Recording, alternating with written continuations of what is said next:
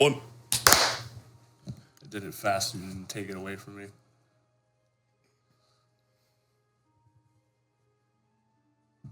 Yep. He took my clap away from me last time. Some people would say thank you for getting clap. Oh, read my mind.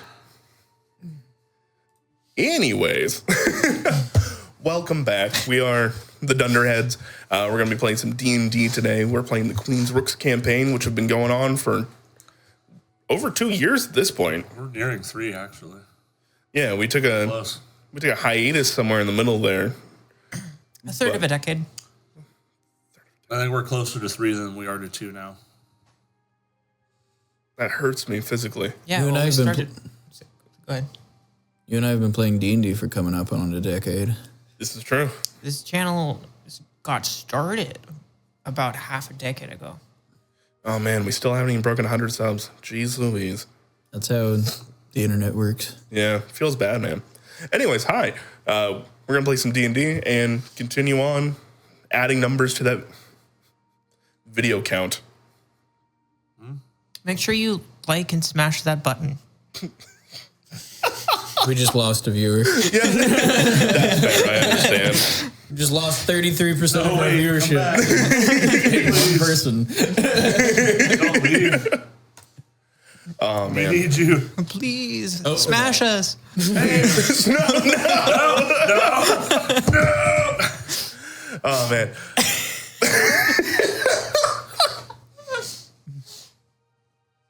Colby, you can't hit him with that. No. Oh, my gosh. You will notice that we're down one Jeremy. He's not feeling super well. He partied too hard during Christmas and just ain't up for it. So, What a jerk butt. with that, we'll go around the table, introduce characters, say hello, all that fun stuff, starting with Lizzie.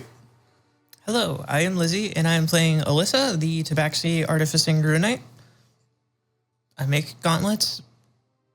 Hopefully. No, I have several times now. One pair is with a random Fey being that's punching stuff, I With a think. really cold rock. Yeah.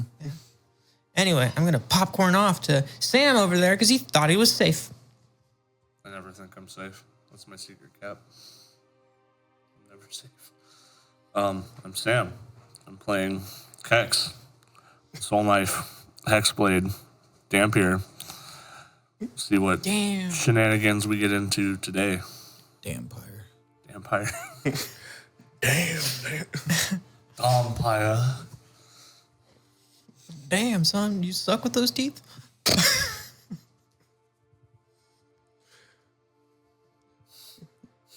Colby. We've done this so many times. It's a travesty every time.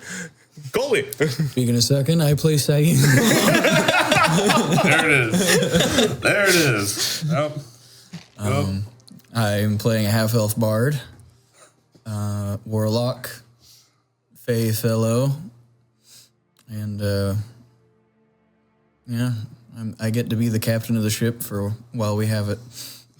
Oh, we have it. While we have it. Oh, man. All right. Well, thank you, everybody, for that delightful intro. Last we left off, you guys had made it to Crag Keep. There's this giant made keep that kind of delineates the transition from Orn Maldir and the kind of southern countries between the Barrack North. It is literally called the Giant's Land because even the fauna and flora here are massive. You guys came there to speak with Jotun, which is his name and title, as the leader of the ice giants in the area, who is somewhat friendly. Just do it. Thank you. Who is friendly with all the other kin and people in the Barrack North, all the smaller villages that call this place home of all the small folk. Oh, yeah. Shadow Latina lover. Hello. Shadow the Latina lover. Yo. Is that Jeremy? No. It's not. They showed up in community night, and I love that name. I just love Latinas. I will have you know they made a reference to it in the movie. That's amazing. It's you have to be a little, you have to catch it. It's not very obvious, but it's there. Oh, man. You guys showed up in Crack Keep to speak with Jotun and basically try and get a drop on what's happening with the Pillars of Creation. You guys know that the Nagpa are attacking them, trying to basically flip the polarity of magic here on the material plane, and asking Jotun what's happened here since you guys were in the Shadowfell. Do you have any more information? Are there people I can speak to? And he basically responded with, yes, bad things happened. There was all fire for a brief moment had turned into soul flame. This dangerous necrotic fire. Additionally, ley lines and things like that have been starting to react and move differently than they normally do on the material plane here. There are different phenomena that have been starting to crop up across the lands, and that he would very much disincentivize you into pursuing Stygian iron as a source of power, as he believes it to be evil, and remembered when it was created in the first place. After that delightful conversation, you guys split off. You spoke with Von Veer von Volkheim, also known as Uncle V. Volk fan. Have I been saying it wrong this entire time? Not that I've caught. It's Von Veer von Volk fan. Oh, no. Von Veer von Wolkenstein. Von Wolkenstein? Oh, no. All right.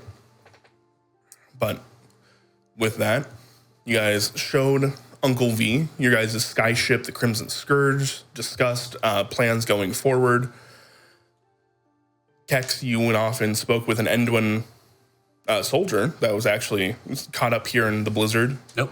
Amongst his company, and discussed what they thought they were doing here in the Barrack North. Were they here to conquer? Were they here to liberate? They definitely think they're liberating. You may disagree with that, but according to them, you're wrong. He also seems to love it up here, and Yeah, sure does. With that, as you guys discussed on the deck of the Crimson Scourge, the earth began to shake. These columns of blue magical ice started to wrap around the keep itself, almost keeping it together as you guys can feel the earth start to roll under you as you have the ship parked. We come back to that. The earth is rolling. You guys see as the keep itself is starting to quake. Spiderweb cracks from the foundation, rocketing up the sides of some of these walls as the chains that apparently keep it closed and kept together. But there is a as giant pillars of stone and crystalline ice rip up from the grounds themselves. There's a few call outs, as you guys can hear in Giant and Primordial. People call out to one another. There are giants running around, kind of peering over some of the walls, pulling themselves up to look over and see what is going on.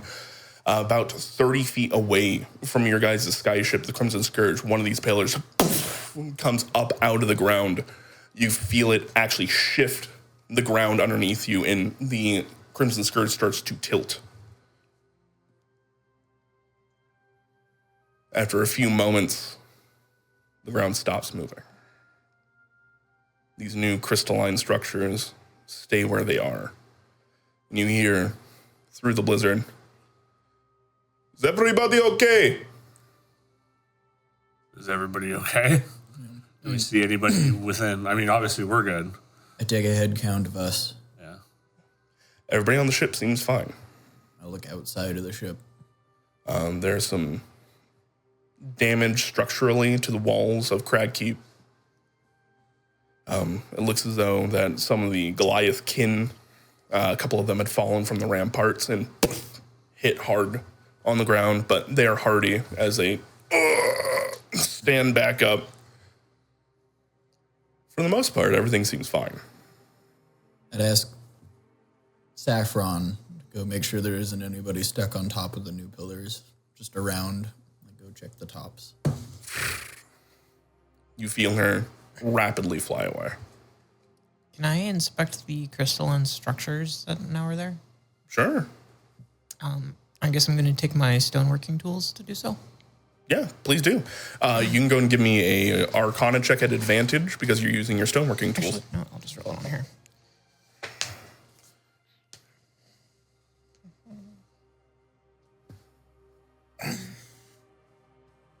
My family got me a new flannel. Oh, Very soft. that's a nat 20. Ooh, only a natural 20? For a total of 29. All right. Numbers. You didn't even break 30? Are you even trying? I wasn't, actually. I didn't use all my... real fast. Would that make a difference? No, not. You take a moment examining this, and you go to put your tools on it, and you're like kind of this like jeweler's lens that comes along with some of this, some of these tools. Looking at it, this structure seems rapidly grown. The crystalline structure is not set, like in traditional diamonds or gemstone. When you look down at these structures and facets and everything like that are natural, like these natural inclusions, they are very dense and compact because it takes years, thousands of years for these types of things to form. These, in comparison, are large. If I look through it, is it kind of like a fiber optic cable where you can see where it originates from? No, they're not glowing or anything like that, unfortunately. But that being said, this stands between gemstone and rock. It's almost like it's a glass. And as you kind of like start to work with it and touch on it, it is very cold. Not just because it is seemingly ice-like, but as you touch it, it seems to almost sap away heat. Does it have like a necrotic flavor to it? I'd say with a 29, yes. Oh, wonderful. I have a theory that I think Alyssa would probably have too, which is that if everything fire turned into soul flame for a brief period of time, that there might have been like some kind of volcanic eruption, but with soul flame? Would I be able to make some kind of check, like a history check, to see if that would like track for what I'm seeing here? I'll continue rolling over this Arcana check because I think it's pertinent. The reaction, the time displacement of the reaction seems a little odd to you. They were speaking of fire happening days ago. If something like that was going to kick off, it probably would have cascaded down fairly quickly. This happening days away, you think it might be a different cause. Do you mean like this happened at the Earth Pillar? Is that what you meant? Maybe, yeah. Possible. Because I'm imagining the big Earth elemental we scryed on to have like, if a bunch of pillars popped out of the regular ground, I'm imagining the Earth elemental looks like really hairy right now. Because he's got like a bunch of like tiny little rock spires growing out of him.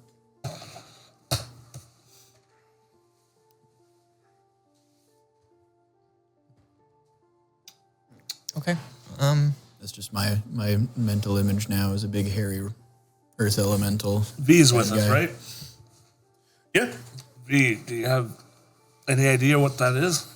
Or what caused this? What am I to you? Drop the liver? But V's been up here for a while.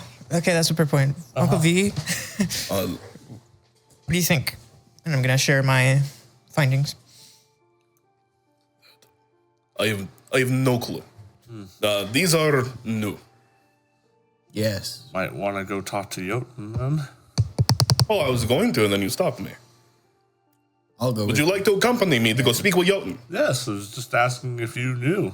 I have no clue. Okay, how am I supposed to know that? Why did I do that? Why are you making fun of me? Why? Kegs. That's not okay. I'm sorry, that was Sam. I don't know why that happened. I don't go blah, blah, blah. I don't go blah, blah, blah. I don't know why that just happened. Kegs, are you making fun of accents again? That was... We can't take you anywhere, can we? I don't know why Sam's brain did that, but it did. Make fun of the accents in my hometown. I wasn't making fun of it. I'm gonna be upset. Oh, let us go speak with Jotun. This Let is us away. concerning. Okay. You could, technically. Yeah. This is... I'll look. Do not sound like this in Breezecliff. We sound like this because I am from here originally. I'll turn blue like Uncle V and like, what do you mean? We all sound like this at home. He's going to, with a gauntleted hand, he's walking by, Uncle V, have you ever give you a sack tap. Have you ever heard of the famous artificer, Michael Jordan? We gave you a poster and put it in your... I'm tired of you. He's no spill jummer. He's space jum. God damn it. All right. Come on and slam. As you guys start to make your way back into the walls of Crag Keep, you see that there is quite a stir of commotion. A lot of the traders that have had all their goods and stuff taken away are getting ushered back into the walls, while some of them are like, "Is that a good idea, considering they all look spiderwebby?" And it'll be fine. It's being held together right now. It's okay. But what is it being held together about? Like, We have plot armor. Go away. Andrew can't destroy this place yet. Don't test him. the DM will remember that. Don't roll. Don't roll. I take the ship into the most cracked-looking wall. He's gonna roll behind the scenes. As you guys continue on in, following quickly behind you seems to be the captain of the Endwin retinue here. I cast no. Fireball. As you all move in, Jotun is at the head of the long table here, just like, hold, everybody calm down. It will be fine. We are investigating it as we speak. Everybody stay at your tables, eat, relax. We do not believe we are being attacked at the moment. We will see. Oh, okay. I thought you were... How different is his demeanor after this has happened from when we first met him? Does he seem worried? Make an insight check. Curious about how much he thinks this is a big problem. Damn.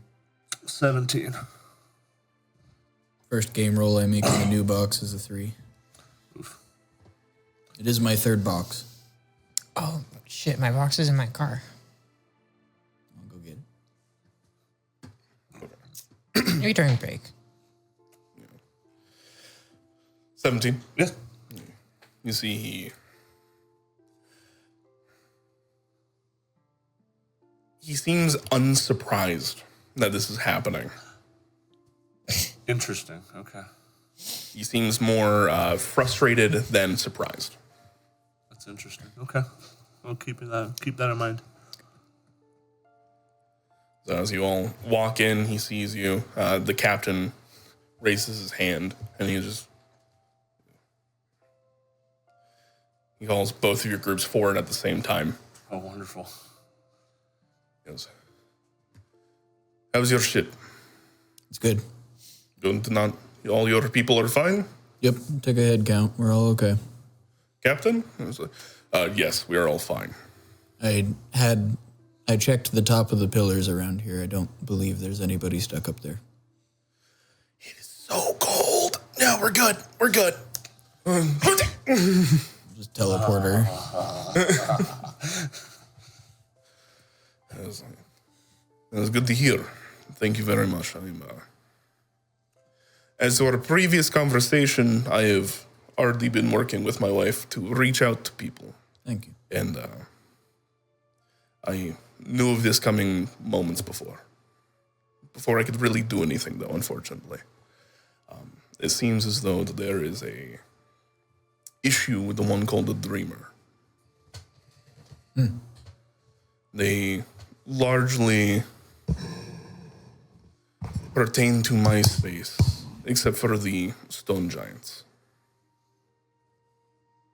Pertain to what? Leadership. But for the stone giants. Ah. They are a cousin, if you will. The Dreamer, who is that? They are... How do I put it?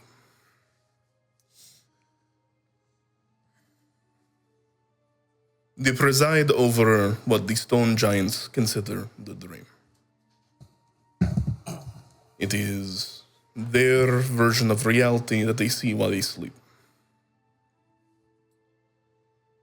They believe our everyday to be insubstantial, while their dreams to be the truth. And, in part, they are somewhat correct. The dreamer connects all of his kin through their dreams. It seems as though that it's just become a nightmare. That's not good. Do you think the Dreamer is who's getting tortured? Like with an visit? Are you asking me? I'm asking if you guys are on the same wavelength as I am in my head. I think when we peeked in on the pillar, it didn't look like a giant. We didn't look at the pillar. We didn't scry on that pillar. I asked the librarian about that pillar. I thought we scried on the earth pillar. I don't think we did. I believe that Jeremy scried on Matron Cabas. Who was at the earth pillar? Okay, who's at the earth pillar? And there was an earth elemental. There was an elemental of some kind, but it didn't sound like a giant. And I would imagine the stone giant to be at the earth pillar, as opposed to fire, air, or water. I do not know. To be honest with you, I will say that the Dreamer's physical form can be mistaken as a mountain itself sometimes. So, if you all saw an elemental, then you may have seen a facet of him. Like his shoulder.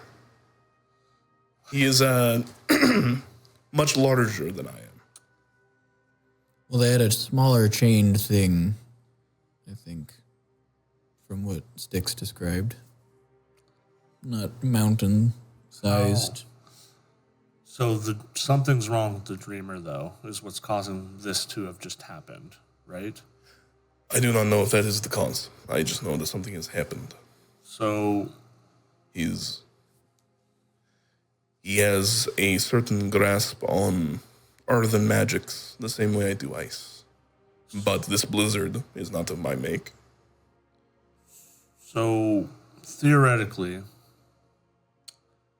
what would happen if he was killed or corrupted? The Dreamer. You see, Jotun looks down at his wife and kind of raises an eyebrow. Grim Nora just... Many things could happen. You could have mass nightmares.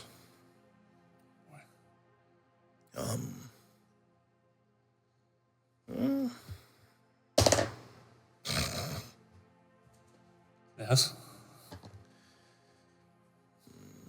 The border planes between the dream and the real may become blurred, and people's imaginations may come through. That's not good.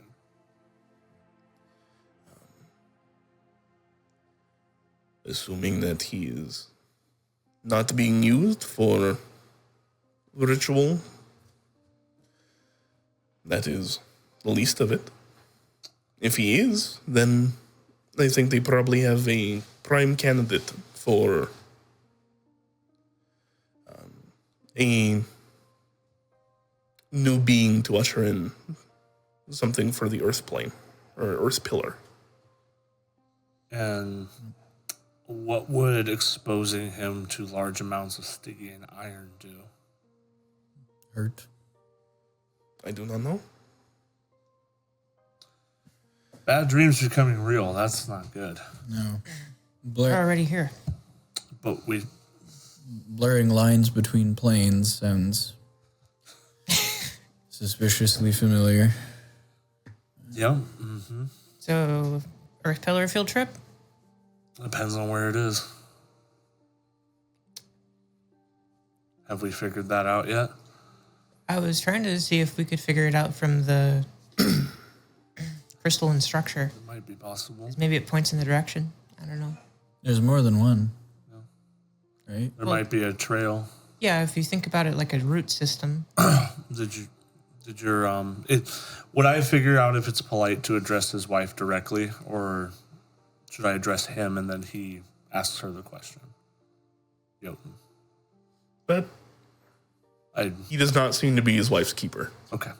Then I would ask her if she has, through her visions or anything, discovered or have any leads on where the Dreamer or the Earth Pillar is. You've given me less than 20 minutes. It's fair. It's just something drastic just happened. Sorry. We were planning on giving you more time anyways. This was a quicker check-in than we thought we were going to have. Apologize.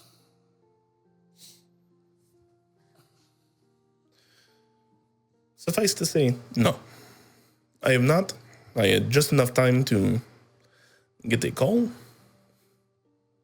and give the information to my husband, and then this happened.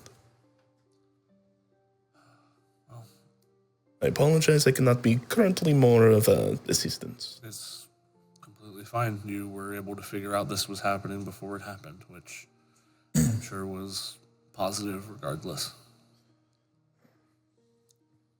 I do have a question. I understand you don't know off the top of your head. I just recently learned how to communicate through dreams and to send people through dreams to communicate with others. I haven't had a chance to do that before apparently the dreamer themselves started being interfered with. Is that going to be more difficult now to do, to communicate via dreams if the dreamer is being...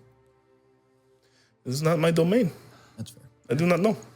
Well, Jotun, you said that the stone giants are connected to the dreamers specifically, or was it a different kin? It's a loose connection. They do not all speak to one another so easily. But yes, the dreamer is connected with all of his kin. Do you think that you could maybe try and find him by...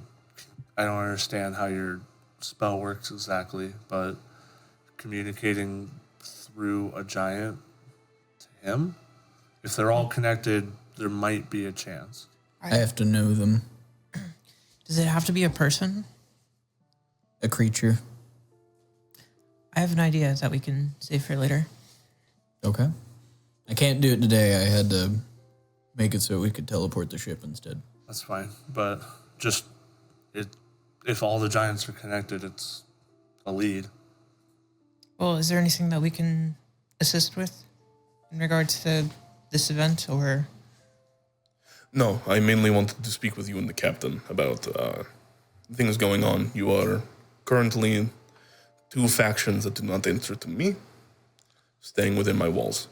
And I want to make sure you are appraised of the situation. Thank you. Thank you. We will, I think, go back to what we were doing and keep be ready for anything else. We're at your disposal. I thank you. And then you see the captain salutes and goes, we are as well. If you all don't mind, could I speak with you a moment?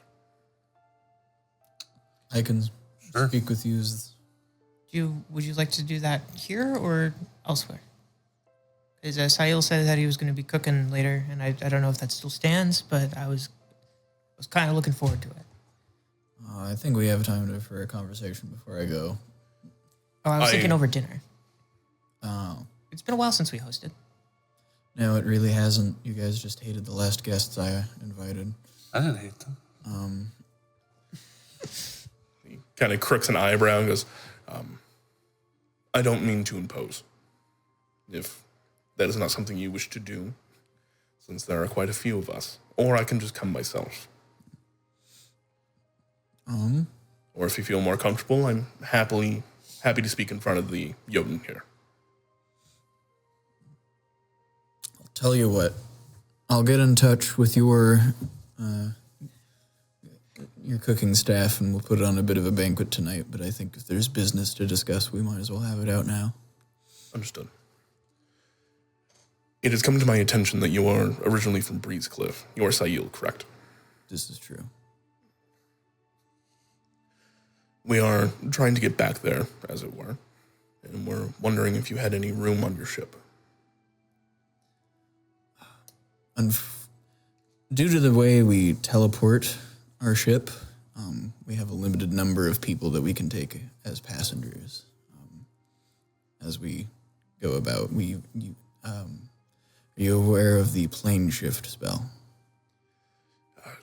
In passing, but as he kind of like gestures to himself, he's standing there in like shiny metal armor, a big old like plume helmet, and goes, not my forte. We managed to figure out a bit of a workaround for having our ship travel great distances very quickly. We've been using recently.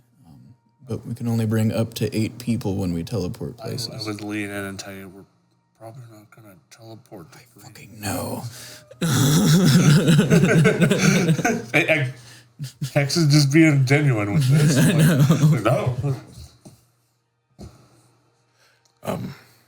He will. I think we are still mind linked. I can't remember. Fair enough. He will reach into a pouch of his and pull out a writ and kind of hand it over to you. It seems as though that they need as many people as they can currently at Breezecliff. That is why I ask. I'll look at his writ. It is essentially a report talking about that the Black Paws were repelled on all that great stuff, and then there's a second writ right underneath that as Black Paws are returning in mass. Is there a date or some sort of time frame that I can glean from this? The first one seems to be marked a few days ago, and then he kind of points down to the one that is newer and goes, I just got that in before this happened. It does not appear that they have attacked, but they are preparing. Okay. We will be braving the storm regardless ourselves. If we can do it on your ship, great. If not, we begin marching tomorrow. We'll just say that I'm just going to reestablish a mind link because I don't remember from last time. There we go. 4 hours. I think we should take them with us in their heads. Bodies are bodies.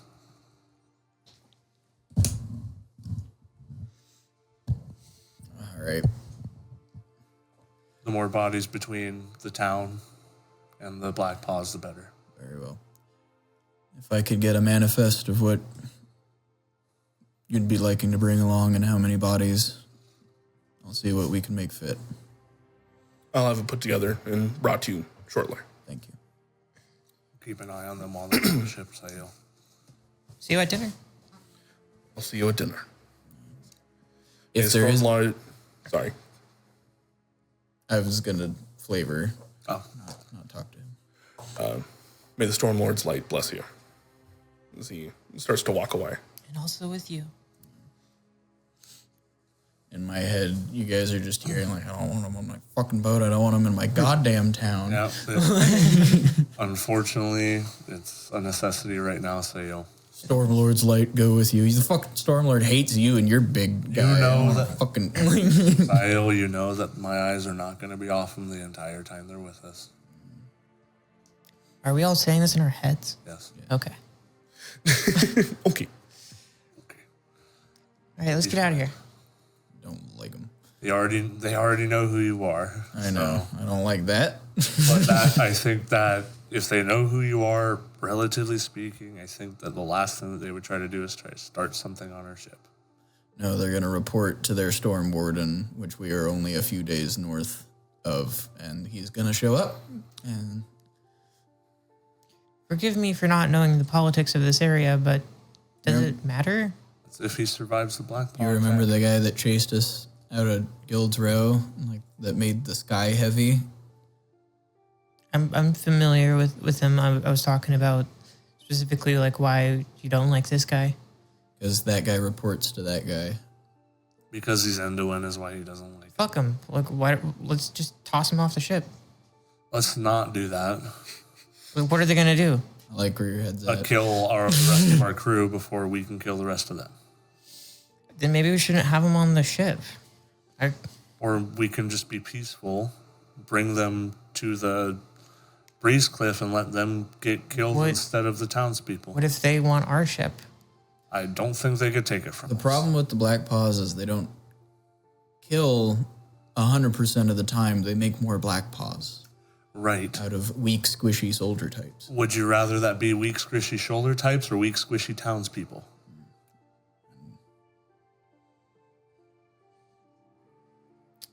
I think maybe we should discuss this a little bit more at length, but could we perhaps leave the room? Yeah. I assumed once the mind link was established and we said goodbye, we were standing in front of Jotun just staring at each other silently.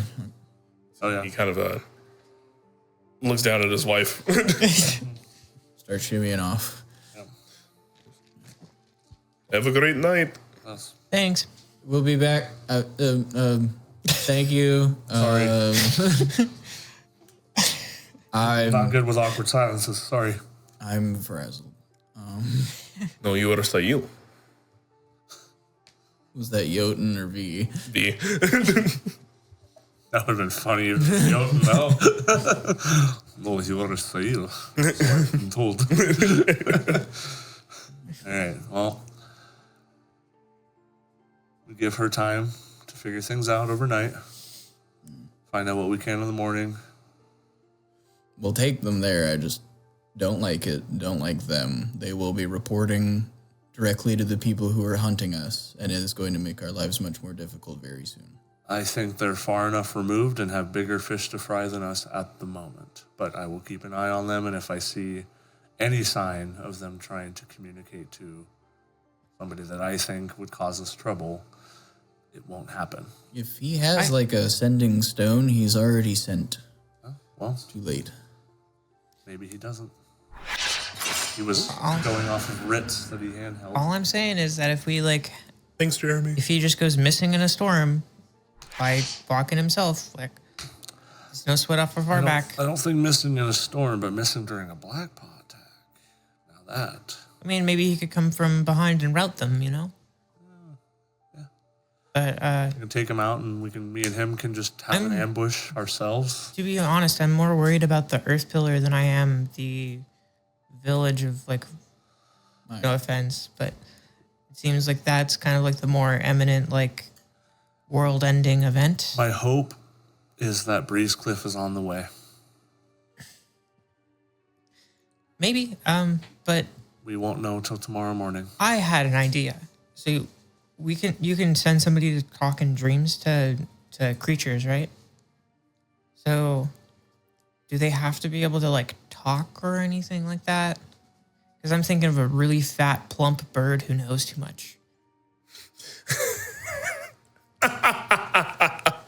Not where I thought you were going. Not where I thought you were going, but I like it. I like it a lot. Will it work? I don't know if you can give him snacks through his dreams. You can converse, also shape the environment, create landscapes, objects, and other images in the dream.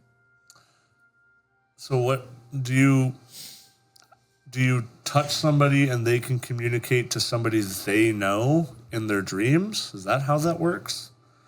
Or do you need? I'm confused on what triggers and what allows the conversation. Who you can talk to. Target a creature I know on the same plane of existence. I or a willing creature I touch enters a trance state that acts as a dream messenger. Got it. Okay, so I wasn't sure if it had to be somebody physically in front of you to target.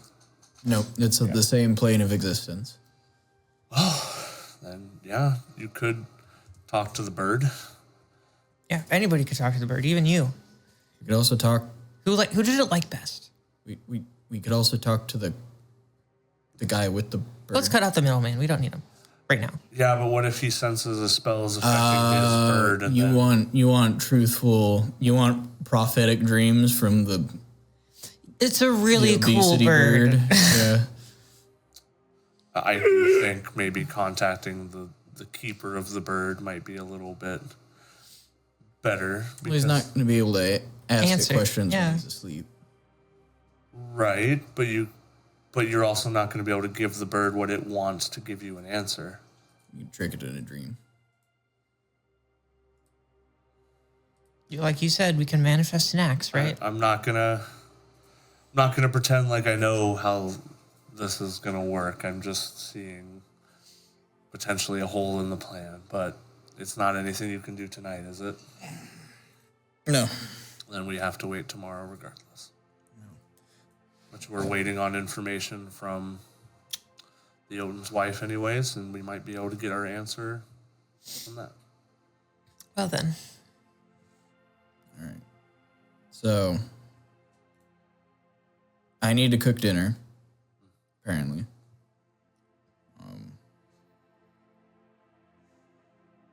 Do you need me focusing on Soulforge? No, I think that would be a bad idea inside of the walls of the big storm dude. Yes. Even though he now has necromantic crystals, which I'm sure he's very thrilled about. But you can maybe get some of that material. I think whatever they were trying to do to Niv Mizzet, this succeeded on the Earth Pillar already. Yeah, I don't know if this material is going to be worth anything. I'm not sure if I could ascertain that. Or maybe this is just...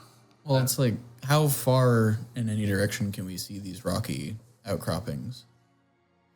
They seem to continue on for a while, actually. Could be... I would think that if they were successful, it would still be happening. That more would be going on. There was an earthquake that he knew about in advance, at least by a few seconds, radiating out across potentially the entire plane. I think this might be just a tremor of what's to come. That's my gut feeling. I feel like things would be a lot worse, especially if it's the dreamer being affected. It was the dreamer, yeah. Yes. So, but this is not a good sign that anything is going well. No. So, we will have to see in the morning and hope that this doesn't happen again. Okay. What information do we want to extract from the storm dudes? The stormies? The stormtroopers? Yeah, the stormtroopers. I mean, I already offered trying to do that earlier, and you told me no. Well, if we're going to Now you're inviting them over for dinner, so... I did not invite them. They literally invited themselves. No, I literally invited them. I was right there in front of you both, and I said, hey, do you want to come over for dinner? Yeah, I don't want to do that, but... I feel like it's better to keep your enemies close. But if you want, I can go over there and I can cancel. No. I will do that for you. I know that you have social things where you get frazzled. It's fine. I'll walk over there and I'll be like, get out. That's very kind of you. Also, you forgot the order of french fries was incorrect. That wasn't what we ordered. I'm willing to do that for you. It's very kind of you. I think I said I was going to talk to their cooking staff, and we were going to put on a I can talk to them. I think if we don't do it on our ship and don't do it in their camp and do it in a neutral place like this hall, I think it'll be the best idea. What do you think? I think I will go cook with them. Okay. Okay. what information do we want to extract? So that way we're not just having a banquet with our enemies. I don't know what we could get out of them. Well, Try to figure out if the captain has any magical means to report to his higher-ups. I think That's I a can good do one. that. Wait, you're the investigator. You know exactly what to do in these kind of espionage situations, don't you? I'm also from the Unduin Empire. So you're the perfect person to plan this. How many kidneys does the average Enduin have? 1. Just one. Working. How many eyes? Past the age of 26. I see. So if you figure out which side the working kidney is on the captain and we stab that one. I also lived in the woods in the Unduin Empire, so... Okay, so magical means. Yep. I'll figure out if he has a way of communicating to anybody. We can see how tough they are because of like the alcohol that they order. Figure out who their Kex is. It's a good idea. Okay, yeah. Yeah, and then Darlissa. Yeah. I mean, we know who Cavs is. They probably have a blacksmith, and everybody knows who the blacksmith is. Oh, I was thinking the smart one. Like the one that's like the like mage caster. Are you talking type? about who is theirs in this group or who is theirs in the Empire? In this group. Oh, I don't think they're going to have one. They're going to have one guy who knows how to sneak around a little bit. Or a woman. I don't know. This is a Women can be defensive, sneaky too. liberative front against a animalistic enemy. I don't think they really would bring one. They're going to have one woodsman horse thief that knows how to crawl through the night and figure out where the enemy is before they jump him. I will try to figure out which one it is. Yeah. Along with trying to figure out if he has a remote way of communicating. Those would be the two things that I would be primarily worried about. Okay. I think I'm curious about one, how many people there are in total, and then what is in that manifest that you asked for. Because there could be things where it's like, are we going to be transporting stuff that's like dangerous or maybe especially valuable if it were to... I assumed I was going to be getting a list of how many they had and what supplies they were bringing, and then I was going to check the supplies. I think we could also figure out how they fight the Black Paws, because that might come in handy if we need to do it ourselves. Maybe they have some tips or tricks. Remember, we have the leverage because they need us. I mean, yeah, we have the ship. Yeah. So, and the likelihood of them getting through this blizzard back to Breezecliff all intact is very low. So just keep that in mind, but don't overpressure. Don't make them upset if we don't need to. Try to. I don't think I've ever made anybody upset. That was a joke, Kex. Yeah, not a good one. Well, we're laughing. Yeah. Anyways, I was about to look around for sticks when you said I've never made anyone upset. It's like, probably nab him. he's drinking, judging us from the chandelier. No. Maybe on another adventure to try and create a revenant. All right. So, with all that being said, who do you want to start with, and what would you like to do next? I won't really be doing anything until the actual dinner itself is happening. That is my quote-unquote espionage time. So I will just be biding my time until then. Sneak time. I will be assisting Sail however he needs. And, yeah. Sorry, go ahead. I was going to say, I think I would also be setting up some minor... I forget the name of the spell. 1 second. It's more of a feature. Magical tinkering. And I'm going to have it set up so that on different chairs, there's nonverbal sounds that can happen if I need them to. I would say the only thing What sounds, out of curiosity? No. Okay. That would be funny. But specifically, I was thinking like basically like a warning sound. So if like for whatever reason, like I need to signal non-verbally to everybody that, or those specific spots, I can. I mean, Okay. I'd say maybe the only thing I would do is mosey my way past their camp and just get an eye on things. That'd be about it, though. All right. I walk into their camp. So as you escort Sail over to their camp, you do see that their camp seems fairly well put together, considering a pixie went through there and started messing shit up a little while ago. You do see a few of them are just like, "Where's my boot? Where'd it go? Is that? Oh, which one of you guys put bear dung in here?" Oh, yeah, the blizzard mice. Things like that. So they're a little frazzled at the moment, but nothing awful. I'm reporting to Saffron the entire time of like successful prank here, 10 points. If you get 100 points, if you get over 100 points after each encounter, you get a little tasty treat. Mm-hmm. Get some sap. Mm-hmm. So, as that's all going on, nothing too out of the ordinary is going on. You do see that the captain is kind of moving throughout. He's kind of just ordering people around, telling them, like, "I don't really care that you're missing a boot. Get another one from the quartermaster. We'll figure it out later. We have bigger things to deal with." He only has left boots left. Fuck. So, thank you for coming. Yes. I'm here to speak with the quartermaster. Yes, please, this way.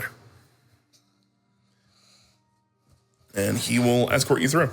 You do see there's this giant pavilion tent that he has had erected for himself. And off to the side of that is another fairly decently sized tent that is just brimming with supplies. Yes. It's the quartermaster. You see it as this smaller, I say smaller in height, but not really in stature. A dwarvish woman. Who kind of sticks her hand out. It's a pleasure to meet you. Nice to meet you. My name's Stone Turner, Quartermaster Stone Turner. Stone Turner. I hear that you're taking inventory, essentially what we're bringing. Yes. All right. Honestly, I don't know how big your ship is, so we can change how many men and the weapons that they're bringing are accordingly. But she kind of turns around and shows you this giant tent full of supplies. There are chests, there are casks. Moving through their section of this camp, you realize there's quite a few of them here that have made it all the way down to Crack Keep. Okay. You're probably looking at 50 men. Okay. I think I speak for the captain here and say, if you can't bring all of us, we understand. We'll probably just pick the best. How about, Think we could probably fit half-ish. Kobolds don't take up much room. Yeah. And supplies enough for them to survive while we fly there. I can give up my hammock. The crew will be staying in my quarters. understandable. Your boat, however you want to ship it. She turns around and goes, I think primarily what they'll need is some of the foodstuffs. We have managed to, I wouldn't say keep from Jotun. He knows that we have them, but we've only been here a short time, so he has not asked on them yet. Mm-hmm. It seems as though they had a decent hunting party with the Von Veer fellow a little while ago, which is what the feast were. So they haven't had to ask for us, at least. Not yet. So if you have a shipping hold that we don't need to stuff people into, then we could probably bring Breezecliff some food. That would be good. I think that'd be pertinent. All right. And she will begin going over it with you. I'm not going to belabor all the nitty-gritty details of how much the ship can carry. We'll say between the two of you, given about an hour, you'll figure out how much is reasonable, how many men are reasonable, that kind of stuff. Above table, I would say that I think your head count of about half, 25, is fair. Okay. Is the ship going to be like considered fully loaded or anything like that? Fully loaded, yes. Encumbered, no. Okay. If that's what you're wondering. Start calling it Herbie with how fully loaded it is. I'm just noting it down so we have it on here. 25 soldiers. You got a poundage on the supplies. Pounded. Have it written down. Are they taking the Stygian iron? Doesn't seem like they're trying to ship that.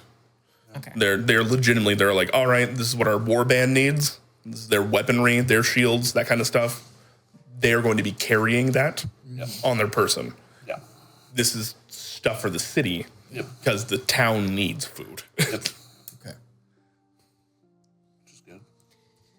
Ask Styx to create food and water. Yeah. I think that'll be fair. Maybe spend it, maybe cast it a couple times. So no poundage. I'm just not Okay. going to bother with the nitty I gritty just of it. go plus supplies. Yeah, no problem. While I am going through their supplies, or the quartermaster supplies, I'm scanning for anything that I would think is interesting or illicit of some kind. Sure. But I'm assuming most of the interesting stuff's in the captain's tent. Are there any boxes with big red X's on them? Can I assist him in that? I thought you were on the ship getting stuff ready. Yeah. No, I was setting up the table, and then I was going to assist Sail however he needed. Is that what you said to do? We can do that too. That's fine. Yeah, I would probably, if you guys are helping me, I'll have people in and out preparing for cooking Yeah. the food that we were going to make today. Okay. And maybe prepping more food to bring I was pickling stuff. just going to suggest maybe they have cannon fodder for the cannons. Ammunition. Oh, ammunition. Yes, the fodder for the cannons. Yes, the cannon food. Do you have any ammunition for larger weaponry such as cannons? No. I wouldn't figure as such. We marched here. We didn't ship here. Yeah. Well, I guess technically we did. We did at one point. Yeah. But no, we've been ground-based. We don't have any large artillery or anything like that. We can make some if we need, things like trebuchets and catapults, if given enough time. But currently, we haven't needed it for a defensive war. Fair enough. What have we been doing about grape shot? Are we allowed to just load nails and forks and stuff into the cannons, or fizzle, or So that's more of Ziggy's Ziggy? purview, but if you need to, you need to. So. Nobody's going to get mad over like, oh, this explosion was unintended. That happens all the time. Okay. Her eyes are kind of just... Right, I don't deal much with cannons or anything like that, so they go off when they're not supposed to? Well, when you have a crew of kobolds, and unless you specifically say, hey, no fire, which is like sacred to them, by the way, because they grew up in the Misty, they understand not to light stuff on fire. But otherwise, they're tinkering all the time. So I spent a tour in the Draco Regnum when the worm wall was fallen. If I remember correctly, the Misty's flammable, right? Yes. parts of it. All of it. Parts of it. Well, That's why they're very good at not starting fires when we ask them to. delightful. All right. Well, it sounds like you all have it under control. She says with a smile. You just say nope. Enough. It'll be an interesting ride at the very least then. All right. Also, as you would ask about like interesting things, go and give me an investigation check. Roll Does he the get, I was gonna say, does he get advantage from? You can make your own if you'd like. Oh, I don't really know how you'd be able to assist him while he's covertly looking for things. Isn't it just an investigation check? Yes, but there wouldn't be a way for you to help him do it that they wouldn't be like, what are you doing? Okay. I rolled the same as my passive for 18. Okay. All right. Well, I guess try. If we are mind linked, We are. still to Kex, you could, when the captain's not in, I'll give you a signal. You know, if I see him walking about, I think all the fun stuff's probably going to be in his tent. Oh, you want me to break into his tent already? I mean, I could send Saffron if you'd prefer. I think maybe doing that during dinner would be good. Sounds like a plan. Total of 19. Throw anything. People around while I riz them up. There's not a ton here that you're not really expecting. Yeah. They have quite a bit of weaponry. They have quite a bit of stores. But they do even have some like low-level enchanted gear that's in here. They have like some enchanted shields that are like basically the equivalent of +1 shields. Mm-hmm. They have some enchanted spears that are the equivalent of +1 spears, but nothing Stygian iron or anything like that. Yeah. Looking for magic or Stygian mostly. So. I'm pretty sure that's better than the shield I give Cax. It is. Yeah. It's okay. The whole point of it was to be collapsible. No, the whole point of it was to make something beautiful. But then the shield's better than what I made, so that means there's an artificer out there who's better than me. You also His didn't name is Uncle V.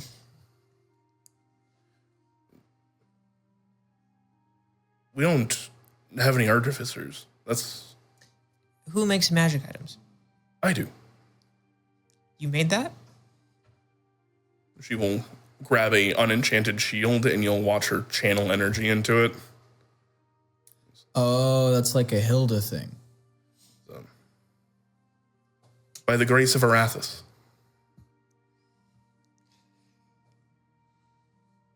I'm going to take a couple of deep breaths at just saying like how easy it was and then like the amount of time that I spent on. Telepathically in Alyssa's head, like it's cheating when a god helps you. You know, that's renting your magic. Fucking rented magic. Hey. She's a very prideful artisan. So to see the ease with which you can do that is impressive to her. Well, Next, you're going to tell me that you make brownies inside of like a little oven that just makes brownies. No, I do that. You don't have an easy bake? I'm sorry that it hurts you so, but if it makes you feel any better, it's It's incredibly useful. You're very good at what you do, obviously. Otherwise, your god wouldn't have let you just do that. It's very wonderful to have you on board. I just need to take a moment for myself and think about if I should maybe... Well, I made all the weapons and shields myself as well.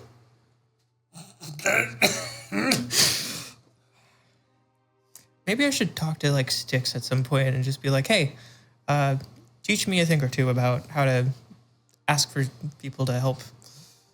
I think Styx does it different. I think you have to have a god that makes things, and they appreciate you making things, and then they help you make things. There's a god that just makes things? Aye, the god of Arathis. But tell me more. There's other ones. No, but this one sounds worthy. No. They will go into this long... Actually, I'll just... Yes. The god of Arathis is an amazing god. They are what keep our city working in the way that it's supposed to. Do they have a spice trade? Spice trade. Yeah. Arathis. dSCRYB. Unfortunately not, but they're what allows commerce to flow. They are what protects our people at home. If Cord is our sword, Arathis is our shield. And even more recently, Moradin. Oh. We've welcomed him into the fold. I don't... And he does great works. What does he do?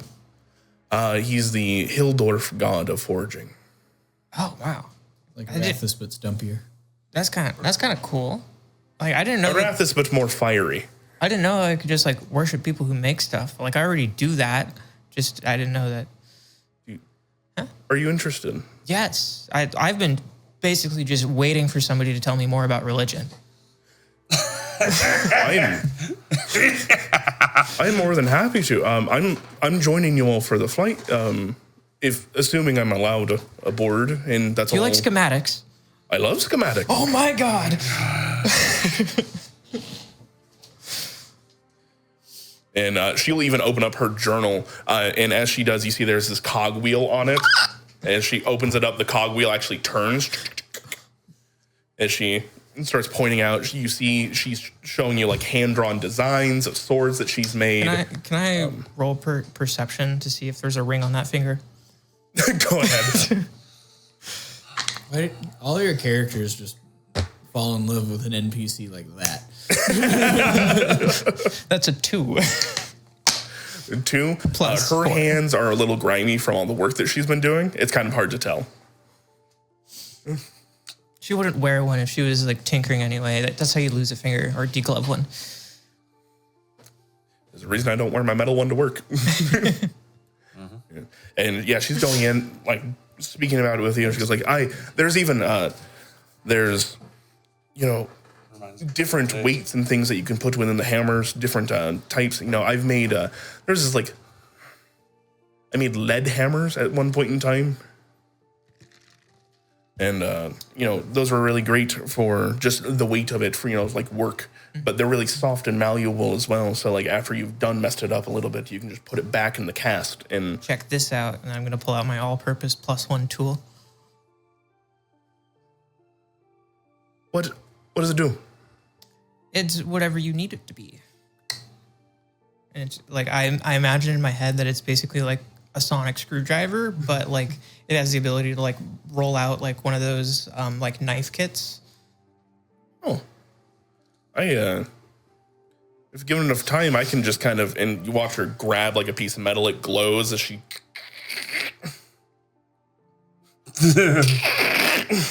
Is she just heating metal? She a Forks cleric. Yep. Would you like to collaborate during this trip? What are you working on? I'm not currently working on anything, but together we could make something incredible. I don't know what yet. I'm open to suggestions. Just like one of those brainstorming sessions, you know. New gun. As I'm like going through shelves still, like in the same tent. Like I said, I ain't made many cannons, but I can certainly help. I can certainly try. Okay, I'll come up with some ideas. I'll have schematics. There'll be proper schematics. Don't you worry. That sounds Yes. delightful. Yes. All right. Well, it was nice to meet you. What is your name? Oh, I'm Alyssa. I'm Olga Stone Turner. Nice to meet you, I'll Olga. shake your hand. Yes. Great Forge cleric name. Olga. Be any more of a generic dwarf Forge cleric. Olga. My name's Hildegard. Maybe like 10, 15 minutes later, when Alyssa's out, coming back in, maybe you're off, just casually bring up to Olga. So you used to make lead hammers? I feel like lead Right. wouldn't be very good for hammering. Not for on hard things, but, you know, for a bit more like soft, malleable things that need a good bit of heft. They're all right. Okay. So what did you do with them after they were they just for building, or did you like have to ship them off? I shipped a few of them off, but the majority of them I kept. When I was done with them, you know, like you said, they're a little malleable. So whenever you need to repair them, you just put them back in the cast and pour more lead on top of it. Scrub it down. You got a new hammer. Do you make anything else ever out of lead? Is it mostly just soft hammers? I don't use lead very often. There was like a piece commissioned. Somebody wanted a maul. It was another hammer, but it was a maul. It was much bigger. Who wants a lead maul? It was odd. They said it was like a gift for like a new captain initiate or something like that. That makes sense. But that's back when I was over at home. I don't do a ton of foraging the same way now that I'm on the road a bit more. Mainly just kind of fixing things up as I go. Okay. Do I think she's lying to me about it just being lead, or does she know that it was used for Stygian purposes? You can give me an insight check if you like. 29. All right. This lady is being completely honest. Okay. Why is your insight? 13. Fuck you, man. I don't want to hear from you. That was one of the first things I took expertise He in. covers every category of skill checks. I only cover one. I'm bad at most things, I feel like. It's just the things I ask to roll for. I try to be good at. Especially insight. I just didn't expect the bard to have that high of an insight. That's all. Well, he's not playing a traditional part now, is he? I know. But, yeah, you guys take some time, get the manifest figured out between the two of you. A little bit more chatting around. As that kind of all goes on, you see Styx pokes his head in, walks away. Yep, as he does. He goes back to brood on his perch, but he does leave a golden crow behind. Okay. Keeping an eye on us. That's the word. Huh? That Jeremy was. That's great. That's great. With that, dinner time comes around. You get together with their cooks, and your spice pouch is marveled as you all start to cook. They're doing their best, but they really are. They may have food, but it is long-term dry storage food. None of it's great. It's like You've got to crack rations, rehydrate it. Yeah, That's marching food. Yep, it's margin food. It'll fill your belly, but it won't taste great. So as you're kind of just like going around with seasonings, you see them taking like the jerky, they're throwing it into stew, trying to rehydrate it a little bit. What would you like? What is Sail's best attempt to make this not awful? I'll go steal some Yeti sausage from inside, and then I'll just make basically biscuits and gravy. Oh hell yeah! This will be simple enough that I can churn out 60 shares. Yeti stew. Can you roll me a cooking check? Wisdom and Been a proficiency. while. We haven't had a cooking check in a little I bit. assume their staff is assisting. Yes. It's good. I don't remember if I ever got expertise in cooking. So You did. I think you did. I remember that you picking that feat up, right? I got chef. Yeah. And I was already proficient with the tools, and I don't know I think chef doesn't chef if give we you said expertise? it was expertise. No, it gives me proficiency if I didn't have it already. Well, Sans expertise, that's 17, but with it would be in the low 20s. I honestly don't remember if you do or not either. The reason I'm bringing it up is I feel like I've been rolling with expertise to cook previously, but I don't remember because it's been so long. I don't know either. Either way, we can hash that out later. Okay. Either way, that is more than enough to give them a good night's meal. As you put it together, you see the kobolds kind of come down from the ship. Styx told us there was going to be food down here. I had like a few little plates set aside just for them with dish towels keeping it warm. They smile. They hop on the table with all the rest of the soldiers and stuff like that who are looking at them just very curiously. Since I was in charge of the seating and that stuff, I'd like to imagine that I made like a seating chart. And is there like a chaplain or something that's like going along with these soldiers that I could place sticks next to? Yeah. Okay, I'm gonna do that and make it so that if you wanted to, you could have like a sidebar to learn more about whatever's going on there. Yeah, there's a chaplain of Palor with them. Yeah. Who would I want to put Kex next to? Like if I'm like trying to size people up. I already made a friend. There's Kif does want is like as he's looking at the seating chart. Would you have put Kif next to? I think so, unless you told me not to. I told you guys about him. Okay. Yeah. I would put Kif there. Yeah. I have to kind of be careful while I'm eating, though. Okay. And Olga, of course, is going to be next to me. And Sayil, is there somebody that you wanted to sit next to? Just the captain? I will sit with the captain. Okay. I was gonna whisper in your head before we sat down, like, maybe me talking to the captain while eating is not a good idea. I think I got it. I think maybe... You want me to go? Yeah. Bye? Okay. And we'll get up to use the bathroom at some point. And Don't you have, like, a disguise kit or something? Yeah, but it takes a while. I'm not worried about that. Okay. I have my means if I need. Cool. I would, at some point during the meal, I would probably finish food early and take a leave. Okay. You see, Kiff is just more than happy to talk with you about South Endy. Yep. And just how much he misses home, how much he's happy to show his hopefully wife at some point in time home. And I'm definitely gonna not talk about me. I want him to just get on Prattle on about himself.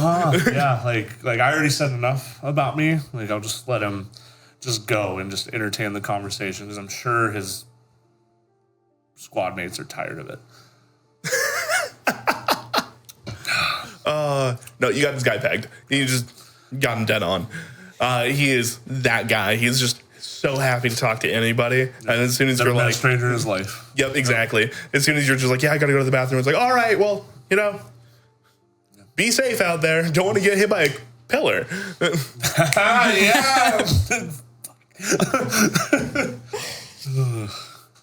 And then you watch him immediately turn to the next person next to him and goes like, yeah, so, just, oh, man, I can't wait to, my mom's stew is just...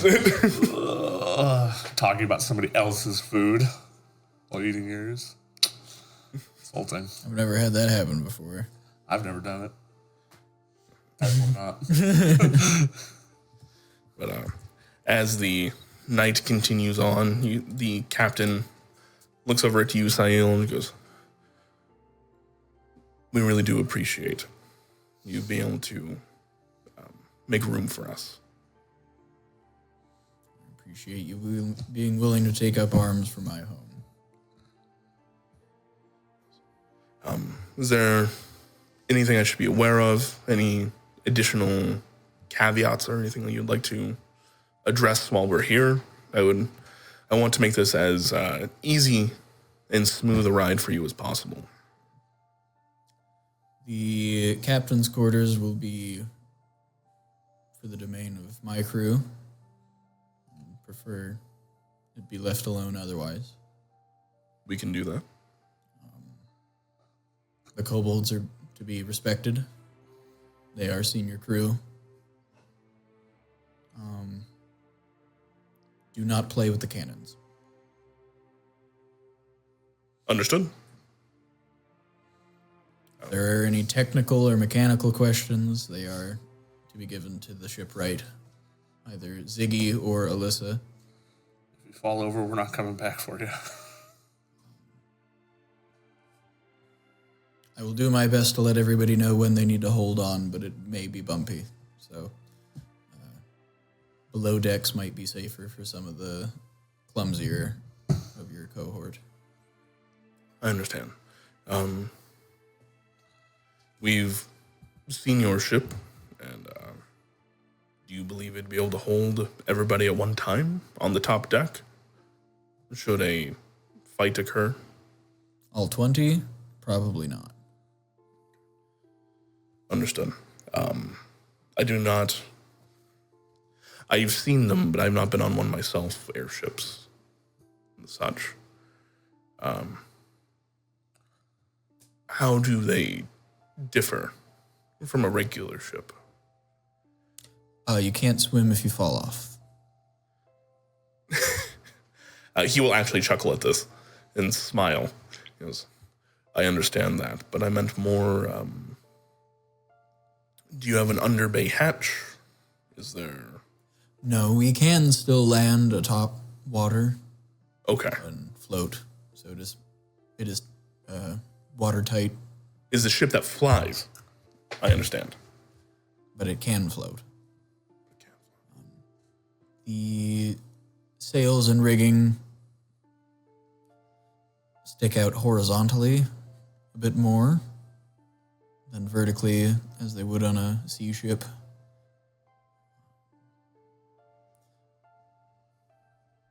We do have some netting and rigging underneath, and we've made cradles for larger cargo or creatures. But that is not a good long-term solution. I understand. Okay. I'm a captain. I'm thinking military application. Yes.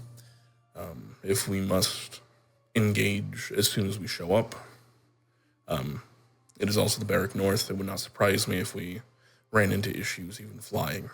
Yes. So I'm trying to figure out the best way to prepare my men for such a travel. If we need to do a hot landing, a lot of the time I will have my first mate take over the steering and I will descend to the combat.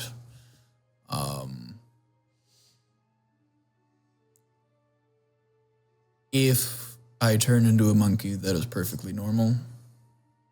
No need to be alarmed. I do that on occasion. Delightful. Well, thank you very much, and thank you very much for the food, the hospitality. There is one small thing I forgot to bring up.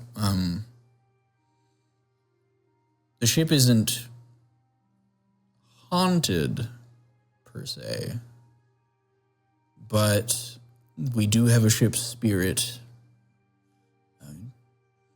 It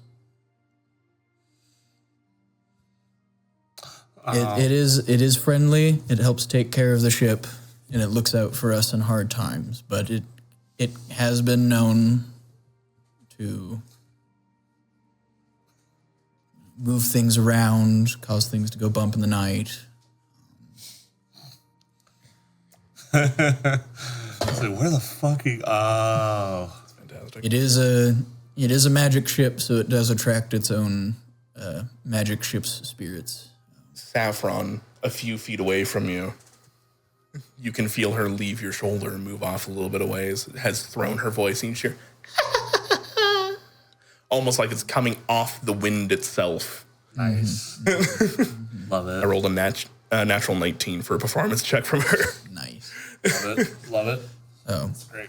I don't want anyone to be alarmed or feel as though violence is in any way necessary to keep themselves safe. It is harmless, but it is a part of the crew. And nope, I don't know if I want to do that analogy. The ship spirit can, in fact, become irritated at me as well. I am not above its attentions, so I do not want to speak ill of it, but there are many things that are simply a part of a ship, and whether or not you have them on the manifest when you set out. And that's just part of the bag of being a sailor, like any ship's rats or anything like that. And as soon as they say ship's rats, I'm like, not you, not you, not you. You can go ahead and roll me a deception check. It's a clean 20. Yeah, that's a clean 4 for Nice. our buddy over here. You see his eyes go large. As you're explaining this to him, he goes like, well, I'm not going to lie, I've heard folk from the Navy speak of ship spirits and things like that before, so I assumed that an airship would be different. I don't know why. I think just the sheer amount of magic density necessary to make the thing fly. We have taken it to the astral seas, and I do think it became a little bit more noticeable after that. Oh, I get it. He's a moron. Fizzlefang from off in the distance goes like, yeah, she can be a real big... Ah! piece of work. I see that means business even this far out. One must always respect their ship if they are part of the crew. I will notify my men. In fact, you see he stands up. I'm just sipping something like, all right, this will be less boring now. Attention. I would first like to thank Sail and his crew for welcoming us with open arms to their ship, the Crimson Scourge. While we are there, you will treat it as if it is your second home. You will clean it like you do your barracks and your own gear. This is your new weapon to take care of. Sail is in charge at all times. Please defer to him and his judgment while we are in the air. There are a few things to note. 1, the captain's quarter are for his crew and his crew alone. We will not be interfering or even knocking unless it is an emergency. Am I understood? There's just a pounding of shields, signaling a yes. 2nd, the kobolds, our senior crew, they outrank you. Is that understood? Bo, bo, bo, bo, bo. Throw you off, kobolds? bully. We will throw you off if you bully the kobolds. You are gone. 0 hesitation. 3rd, there is a ship spirit that must be treated like the crew. If you wish to make it there safely, make sure you are on their good side. Sail, does the ship spirit enjoy any offerings?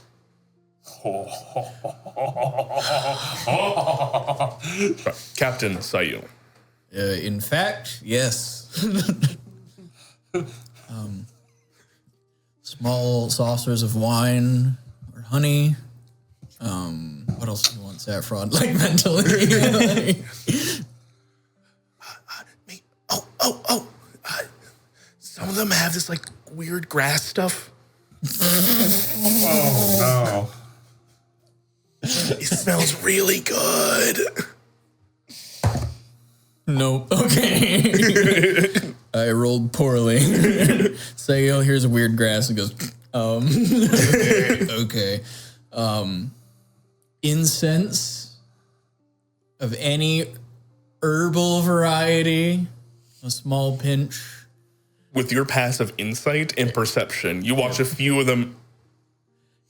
I make eye contact with each one that responded like that, like incense or herbs. Just a few tiny little nods. Just a pinch, you know. As a small offering, we do like a kind of smoky aroma on the ship when it's not on the mist sea. So Stone Turner kind of leans over to you, Alyssa, and she goes like, I didn't know you all were so spiritual. There's 1 or 2 of us. Bruh, the picture you're painting for these But guys. I'm pretty sure that this is all like an elaborate like hoax. I've never seen a ship spirit. Personally, I don't believe they exist. A snowball hits you in the back of the head. Oh, that was weird. You watch a few of them all look at it. It's real.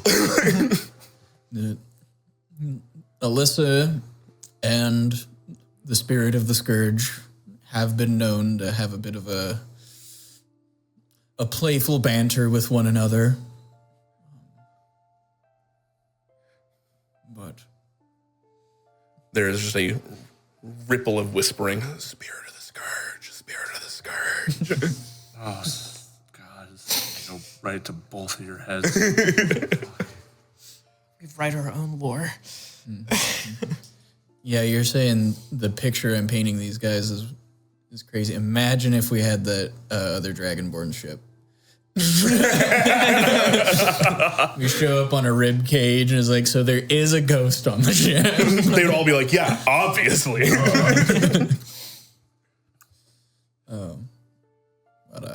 Yep.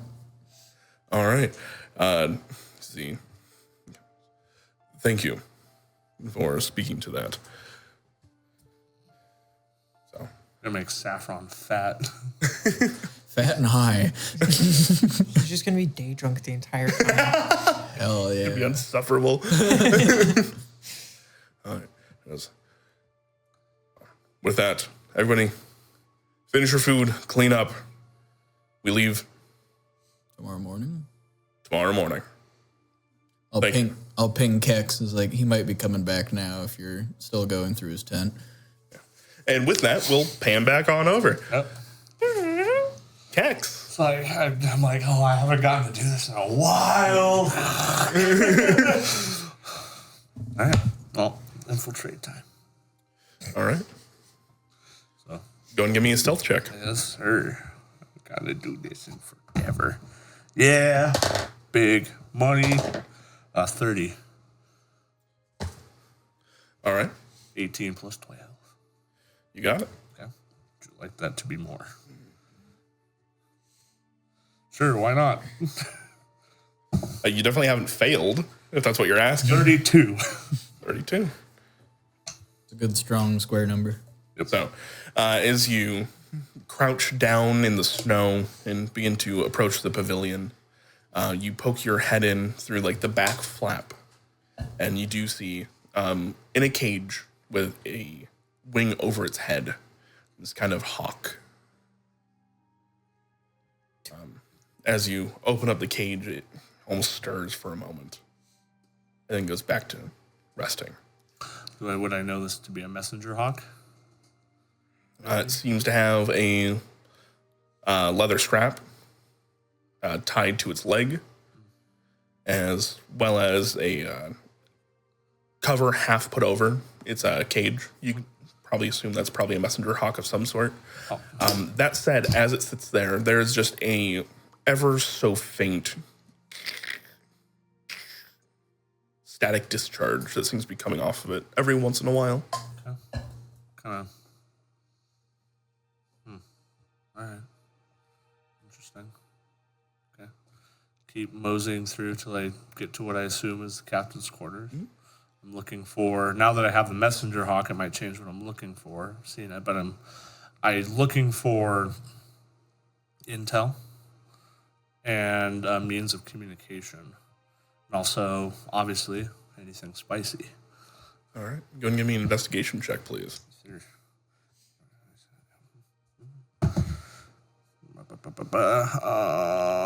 23. I'm gonna make that better though.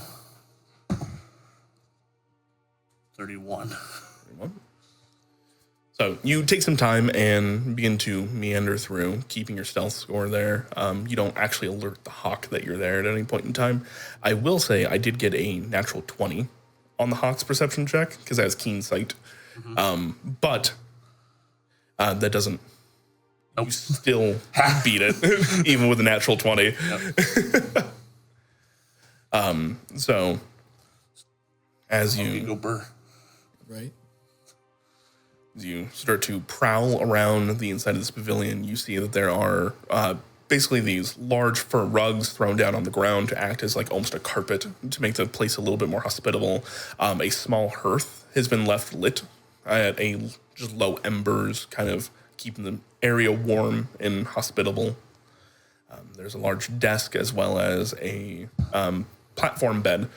He has a much larger tent and everything than everybody else, but the stuff in here is made for travel. It is made for war, and it is made to be put up and torn down just like everybody else. Doesn't have a king-size bed with a full bed frame. Nope. No, he does not. He still has just a cot. Not that kind of asshole. Yeah. Got it. Wandering through, though, he does have like a writing desk type of a setup, and looking over it, kind of like looking for intel, like you were saying, you do see that there are a few different reports from other captains in the area, a few of them touching on basically how other cities are faring at the moment. Okay. All right.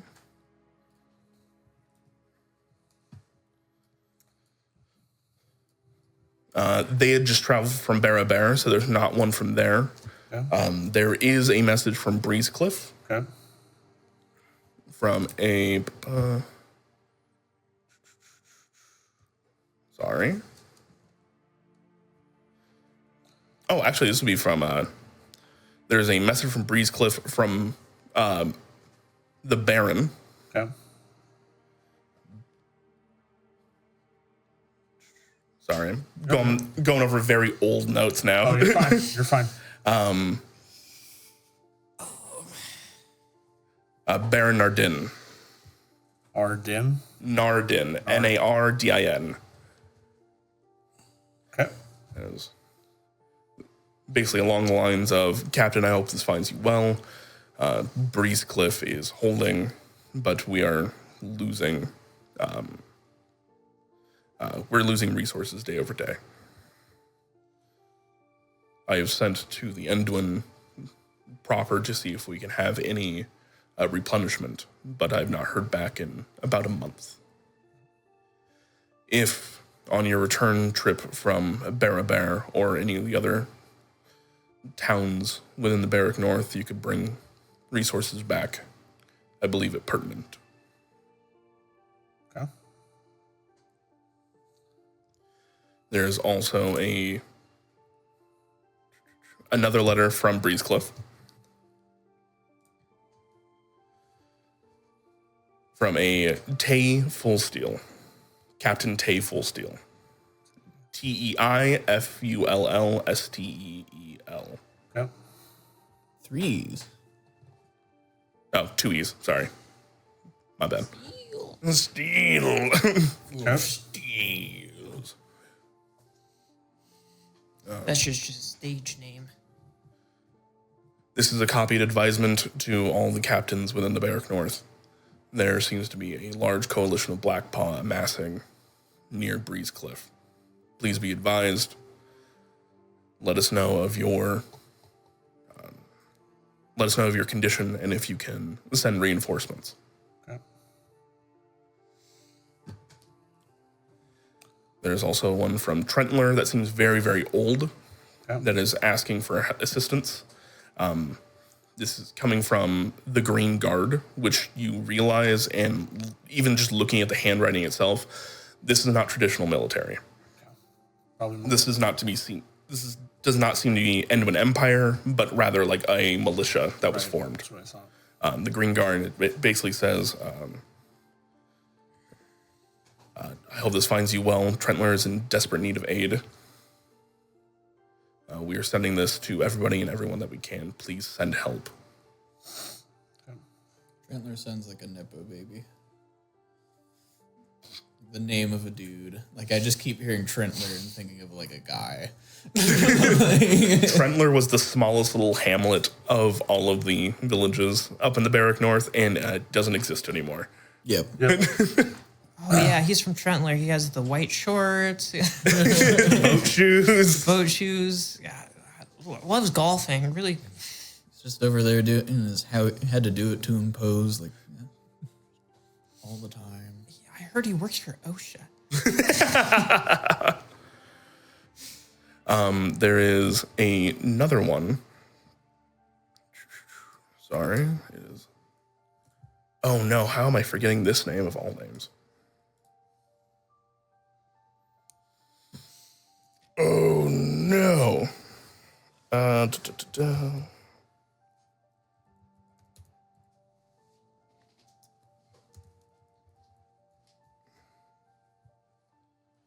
It's very hot in here currently. He's muy caliente. You're muy caliente. Yeah, I don't think it actually has a thermostat. I think it just goes. Yeah. I think there is a thermostat. I just think it heats up that pocket, and then that pocket, and then over here, and then the thermostat. Okay. Excuse me. Ah, that's what it was. Thank you. I said thank you to I was myself. gonna say you're welcome. End time. There is a commission script Okay. Says, Captain, please see included your commission of command. Okay.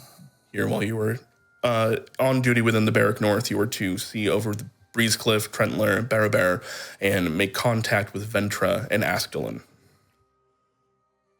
Make contact with Ventra and Astelin. If you can secure these locations, then make your way down to Crag Keep and ask assistance from one Jotun, the Lord of the North. And that'll be signed Heotran the Bulwark, leader of the King's Guard. Another name. And with Heotran the Bulwark, can you please give me a history check? Sure. Violently checks history. Oh, not bad. Oh, wow. I have that much in history? Shit. 26. 26? Heotran the Bulwark is the same name as the second in command of Endwin when he was on his initial run. The same name as Leon Endowin's, like, Second in command. You're not sure if this is in reference to, okay. but you also know that, including the title, the Bulwark. The name and the title are the same. Yeah. That said, you do know that Heotran, before he passed away, his job was to see the King soldiers and train them in Storm's Crest. Train, okay. Before he passed away, back, like, way back when, to see what? He saw towards the soldiers training in Storm's Crest. Okay. Like several centuries ago.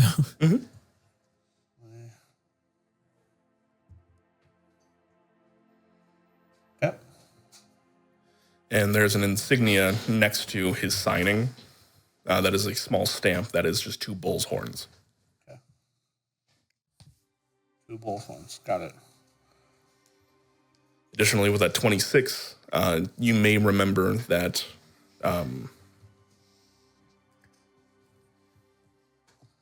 Hrist had mentioned that Leon Endwin had a cohort, not just the Cabal, but he had a cohort of people, his wife, his second in command, and their son.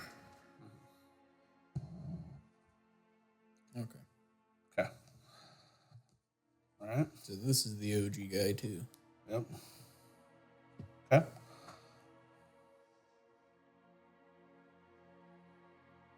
All right. As far as intel, that is it. Okay. Anything spicy? There's an arming sword that seems to be made of Stygian iron Okay. that is knocked down on the ground currently, Okay. and a bunch of oil. Okay. Nothing else then? That's a Stygian iron sword on the ground.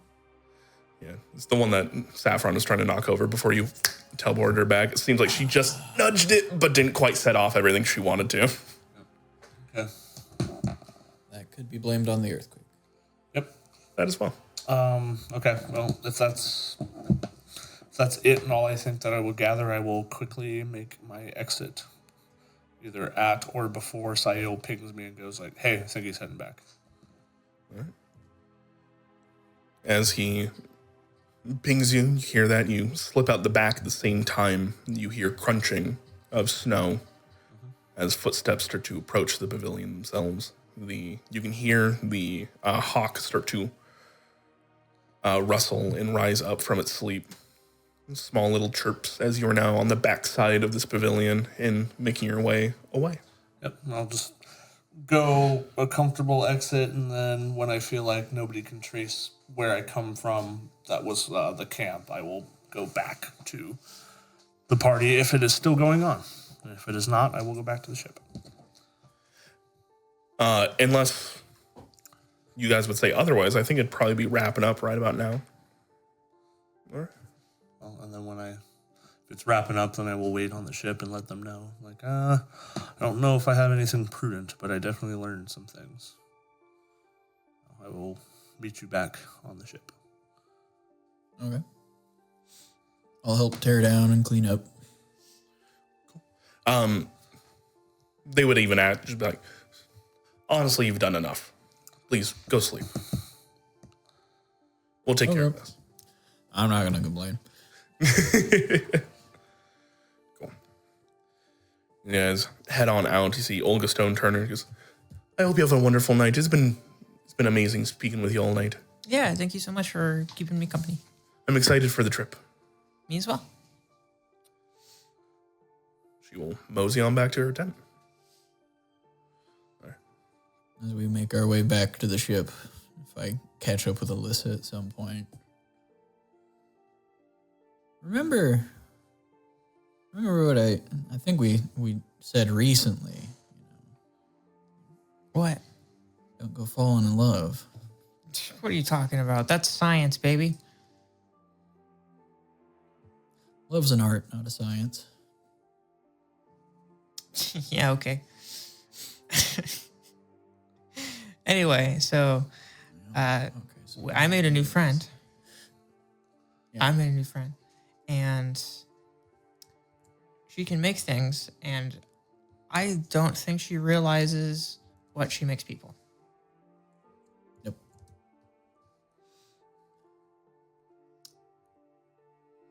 I'm gonna try and see how they feel about old Leon and all that kind of stuff. What? Not like bringing it up to them and telling them explicitly, like Who's them? the people that we're going to be flying with for the next 2 days. Okay, I thought we were still talking about Olga. Keep going. Olga too. Okay. And see who I think would be receptive to learning about how the world actually has worked their entire life. Well, I think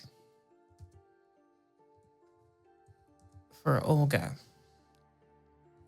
I can definitely see that she appreciates science, but she also has like a degree of faith. Mm-hmm. And I think that there might be a way for her to join us. Because usually the people who are making stuff just want to be well supplied so they can continue making things. And it's more of a means to an end for curiosity. So if we could instead be the people supplying that, we could have a powerful ally, is the way that I've been looking at it. I think that'd be really cool. We definitely need a lot of help with projects. But I think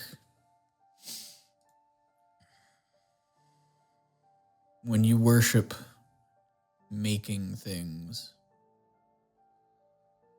sometimes it's hard to not see yourself as something that you have made or are making. And maybe abandoning a path could be seen as abandoning a project. I don't know about that. I think that I'm just saying. in some way we are the things we make. That's true. I'm just saying I wouldn't say no if she wanted to. I'm just not sure if that's something she would want. But it's something that I can try to help. This kind of feels like you're ambushing me because you think I fell in love. Yeah. It's not love, it's science. Love's an Broken art. wings all the way, baby. Or endgame. Yep. Yeah. My true love. Mm-hmm. Speaking of which, I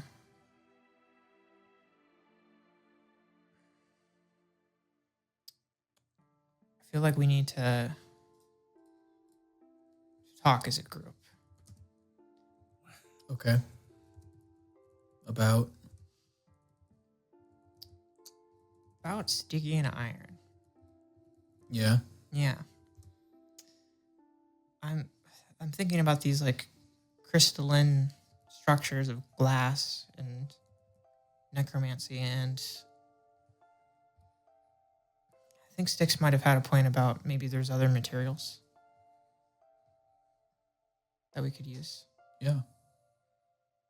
I thought sticky and iron might be something very unique, but Are you maybe not. You wanted to break off a chunk of one of the pillars or just a completely different material? I don't know, but I think, like I said, to some degree, we are what we make. And if I make a weapon of war that's going to be around longer than I am, You don't want that to be your legacy? I don't want that to be my legacy.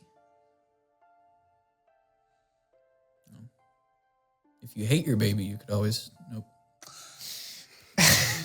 Colby. Too close to the sun there, Chris. Oh, these aren't metal wings. We're not flying right now, buddy. You do not have to allow any weapons of war to outlive you. To not continue down that metaphor. Here's the thing.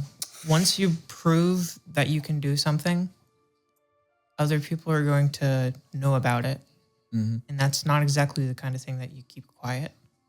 And some things are best left unmade so that others don't know that they can be made. Okay. At least that's kind of what I've been thinking about. Man, Styx just has this fucking way of like saying something and getting under your skin, and then you think about it and you're like, fuck, you're partially right. Well, Styx just kind of shotguns hate at everything new or slightly inconvenient or different. Styx means well. I think that he's just old sometimes. Yeah. Has a hard time with change. Yeah. You definitely got the old man. Well, why do you have to do it this way? It's always worked my way. Yeah, I think he was really looking forward to the HOA lawn to like yell at kids, to, like get off of it. I'm going to stop talking to you now that you said the letters H, O, and A in that order, and then implied that that was what I wanted, or the label I wanted, or what I intended to do. And Listen, if you slap a new label on it, you Conversation's can over. rebrand the Nope. HOA. You could have La, la, collected la, taxes. la, la. You could have been your own government. You hear the frustration in Sayil's brain. At this point in time, you guys make it back to the Crimson Scourge. You see the kobolds have been kind of trailing behind you with full bellies. Some of them look... They're rolling Ziggy on his side as he's just blue. So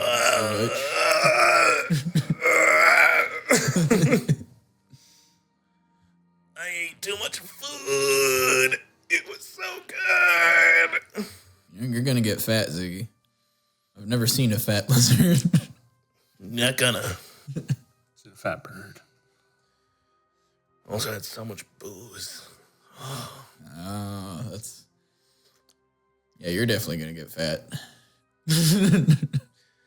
Don't worry about it. I'll die first. That's true.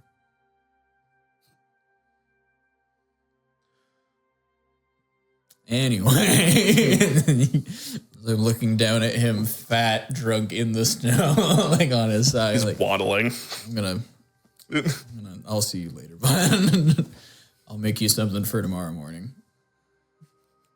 More food. I really like these Bedibits.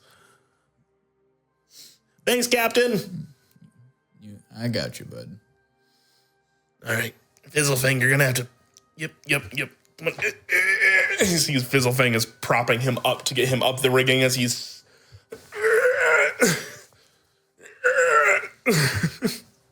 And I let everybody set up cots in the captain's quarters.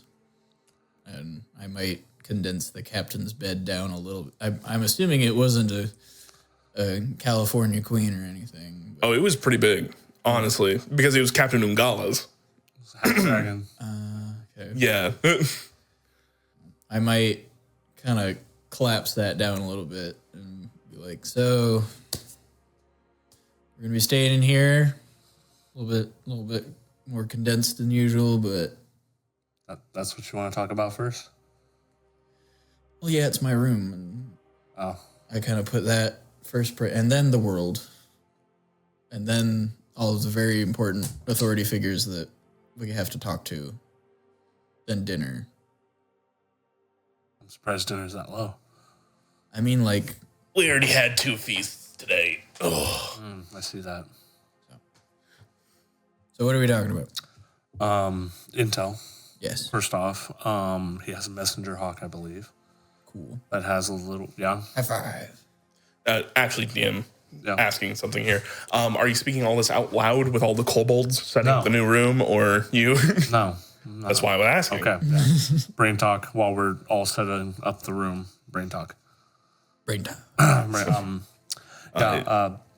Is Uncle V included in this? Yes. Okay. Yes. Yeah, you can. Okay.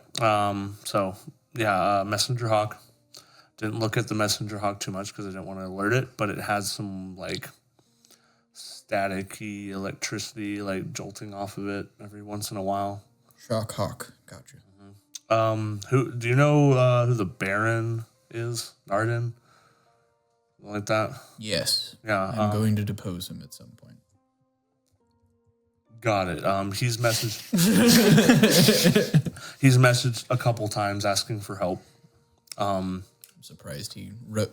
Did he write it himself or did he get somebody else to do it? I don't know what his handwriting is, so I have no idea. You can look at it and tell me. Then somebody named Tay Fullsteel. That was the person alerting that there was a lot of Black Paws gathering. Do I know a full steel? They were Enduin guard soldier. Trentler had apparently. Is it a town? Is that a person? I think it was named after a person, but it's a little. That was like saying they were in desperate need of aid, but that was like a month ago. So Probably not. I have his commission. I saw his commission. Yeah. Captain. He's supposed to make contact with Ventra and Astlan. Yeah, the other two towns. Yeah, he was supposed to secure the 3 and then make contact with those 2 towns. Some bad news. Heotran, I'm saying that right? Heotran. This commission was given by Heotran the Bulwark, leader of the King's Guard.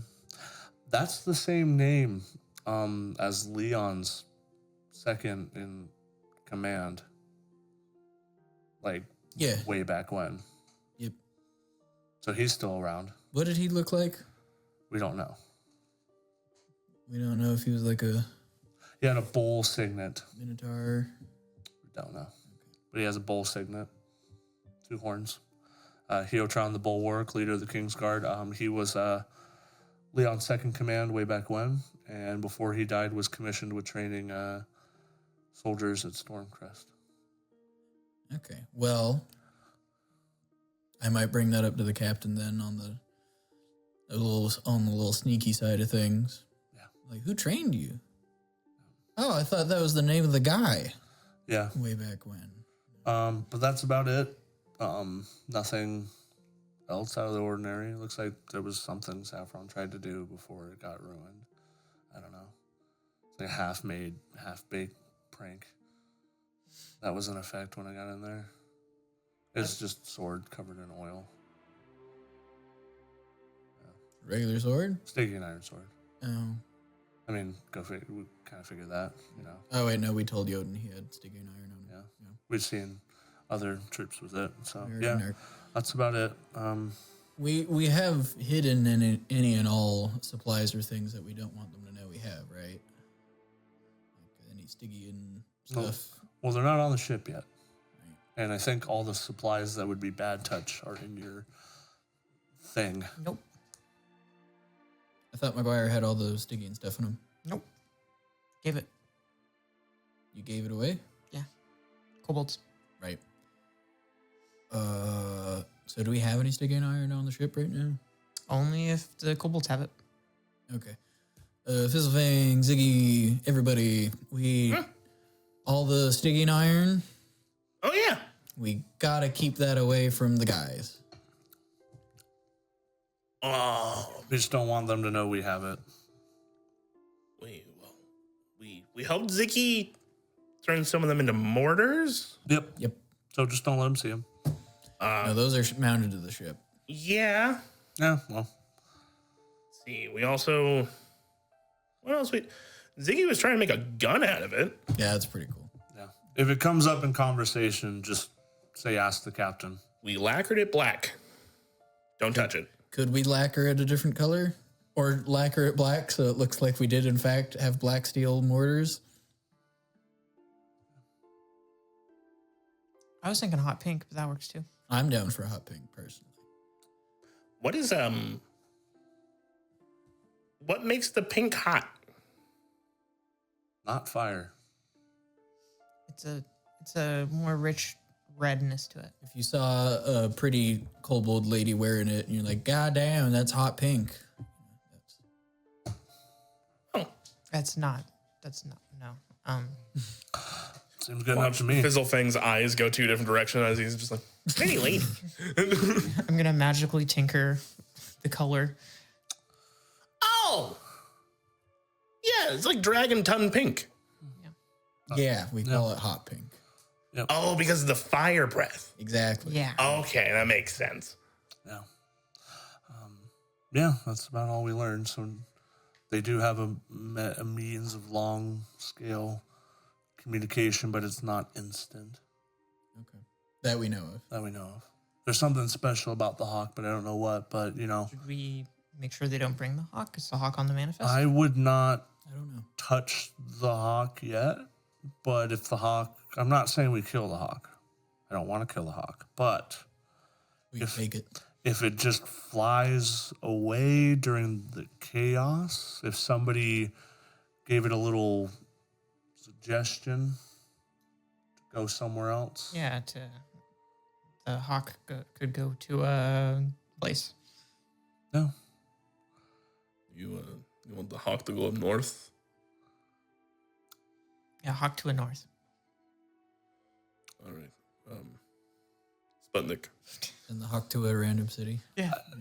I don't need to kill it. Just if the captain doesn't have it by the time we leave the captain's presence, that might be good for us. I would like a room guard. Because I'm assuming we're leaving the rubies in here. Yes. It will take up so much space in the captain's quarters. All 4 of them? It would take up. They're huge. Yeah. Okay. They're going to be watched. Don't worry How about heavy it. are they again? They're very heavy that I couldn't carry one by myself, really. Yeah. So like 40 pounds? 400? They're You have like 8 strength, right? Yeah. Yeah. But I mean, I couldn't carry it, like, at all. Even if you have a -1 to strength, you still have a carrying capacity. you have a carrying capacity of 80 pounds. Yeah, and a bag of holding, that's 500 pounds. So I was just saying if McGuire might be the play of the game They are bigger than he can fit around. right now. Don't If know. you want to rip McGuire open, sure. Yeah, I'll just rip the bag of holding. It'll be great. But What could go wrong? yeah, talk to the Jotun and his wife in the morning and head to Breezecliff, I guess is the plan, right? All right. Well, if we can't put the rubies in here, I'd like to hide and disguise them somehow. I'm gonna just put a tarp over them. Put them in a barrel. Yeah. 1 barrel each. We can make it work. I don't think that'll fit in the barrel. Like a ship's cask? I really don't think that they could take them with them, Sayo. I don't think they could steal it. But they could shave off parts. Then if we see them shaving off parts, then we bust them. So I get one of these, right? Everybody gets one. Okay, and I didn't already... Don't keep flip flopping on this. Okay, yeah, hold on. Hold on. No, last session I said that you all get one and all of you went, no, we're all... No. Those two. Yeah. Sayel did not hold yell on. at you. What is it? Or does everybody get one, or is this all shared? Because I got yelled at for saying they were all shared, or everybody got one last time. Why are you looking at me? Because you were You were the one that yelled at him. Yes. We're going to need to roll that back. We can. And oh, no, we're doing So I just was going to suggest something that we could do with the group stuff, but if we want to argue about personal versus Oh my group God. stuff, I don't know. I think it's kind of wishy-washy. So what would you like to do with them? I was going to suggest that we give them all to Olga, but then I realized that might upset some people. So We're not giving a not random giving them to NPC that anybody. you decided you liked a lot 60K in rubies. Okay, sure. I was saying that to her we should work on a project. And I was like, you wanted a gun. And I was like, what better time to get Ziggy, Olga, and Alyssa together than to make something with the rubies. A ruby gun. And that was where my idea started. And I thought you might be amenable to that if I said $60,000 gun. No. Don't want to spend it all in one place. Okay. Maybe so one going back of to my original thing, I was going to say, so I get one. Yeah. Sure. This was a problem last time, so that's why I'm perplexed. I got this. it. Yeah. People got upset at me when I brought it up to Jotun because I was going to be like, what do you got to trade for one of these bad boys? Okay, we can just leave them in the room then. If you want, I'm not opposed to turning one of those into a new cannon, like a flame cannon, if possible. I think that's very low on the priority list right now because 1, we already have a good cannon. 2, we don't have the time to make that right now. 3, where's it gonna go? I was going to say that somebody brought up a really great idea about like hatch doors underneath the ship.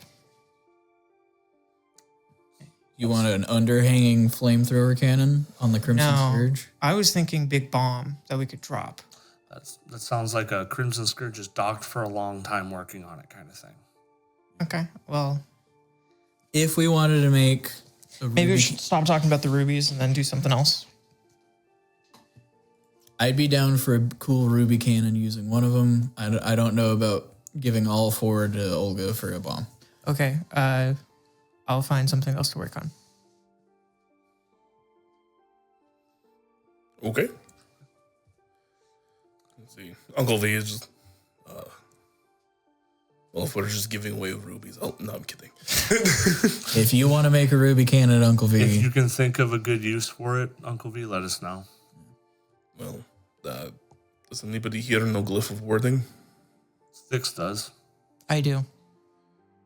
I mean, it's a whole lot of gem dust. I thought it had to be diamonds. You're probably right. I don't know the spell. It's diamonds. Don't listen to me then. Bad idea. The reason why it never gets used because Just if something pops up in your head, V. You could try trading it with gnomish people, get a bunch of diamond, That's what I want. then inscribe a bunch of Glyph of Warding into another one. Then you have your bomb. You don't even need hatch doors. You just, yeah.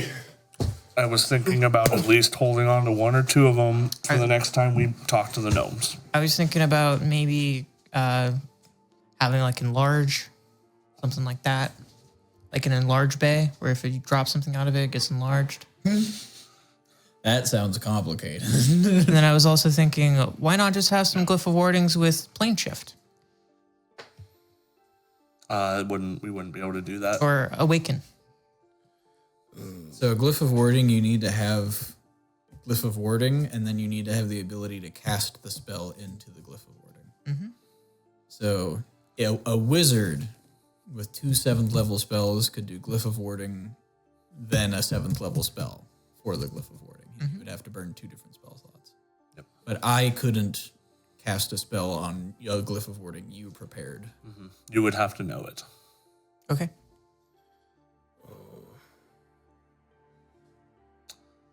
Is there anything you can do with a little bit of shavings with the gem for Sputnik? Or your arm? We'll pass the time while we get to Breezecliff. Not really, if I'm going to be honest with you. I would like you to be. Sputnik is already formed. It's much harder to reiterate on enchantments that are already there. Don't have any idea how any of it works. Just an idea. Why am I explaining it to you? Anything that you think you can take some shavings and do with your spare time, just let me know before or after so I can keep track. All right. I think Styx had a use for ruby Yep. bits as well. Yeah, if I remember right, it was like forbiddens or something like that. Yeah. Yep. It's a lot of ruby. We got plenty of it. I just don't want to throw all 4 of them at once. Oh, yeah. No. Well, I think that is a good place to go and take a break. Yeah. So we will take a break. See you guys here in a little bit. Probably about 240. Okay. Doodle it. Oh, actually, hold on. Before we go, we have come across a new friend in the D&D space that I wanted to shout out while we were here. This is news to us. It is news to you guys. Yeah, that's why I'm saying. They were very, very nice the other day while I was hanging out with them. As we Hollowed RPG. They do their own battle maps. They do their own a bunch of different stuff. They have their own campaigns going on, YouTube channel, Twitch. They're very, very nice to chat with and speak to. Please, if you have the time, go and give them a follow and go and give them a sub. And if you're not already doing that for us, do the same thing. So, thank you very much. We will see you here in a little bit. We got our first sponsor. We're super excited about it. Our music and audio is now brought to you by dSCRYB. If you're looking for just the right ambiance for your spooky dungeon crawl, check out dSCRYB's catalog of sound and music. If you're really looking to scare your players, then you can even use dSCRYB's narration tools as they perfectly describe the dungeon that you're about to enter. You pass the threshold of the storied place and find yourself in the first chamber. A hallway rampant with junk. Any carvings, statues, gnarled sconces on the walls have been obscured by the considerable piles of old and broken equipment. Slashed leather, frayed ropes, dented helms, soiled bedrobes, discarded by adventurers past, perhaps dropped in favor of plunder found deeper within. A trail cuts through the dragon's hoard of debris to the door that will lead you further in. You glimpse a skeletal hand hanging out of one of the mound's fingers, extending spider-like toward the door as if eager for spoils that might be left within.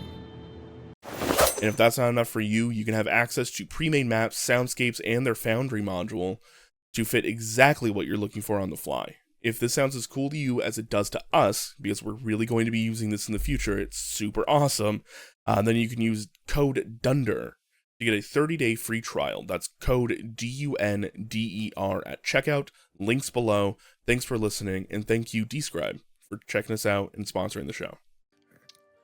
With that, last we left off, you guys had a impromptu meeting. Since I've been doing the audio and all the editing myself, Yeah. I've learned that with all the other stuff that we've done to make the audio better, the clap doesn't actually show up Sick. on like an audio spike. It's just the motion of it. Okay, but we still need to do it every time we start the session. Yes. I've just legitimately, for like the last 10 episodes we've done, I've known it didn't matter and just like doing the clap. We made a whole ass emote for this. Exactly. I was like, can't stop now. Well, start doing the YMCA. I wanted an updated emote that doesn't have clap in it. Just looks like you're going like, hey. I have one of those. Like a silent emote version of it now.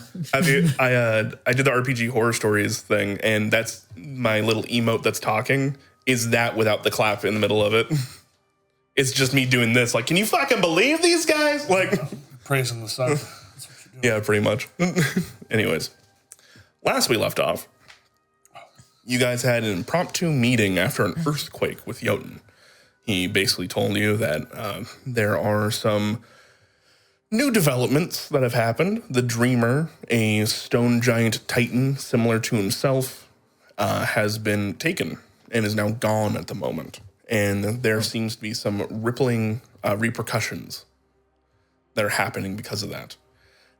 Stone pillars, stone and crystalline pillars erupted from the ground around you guys.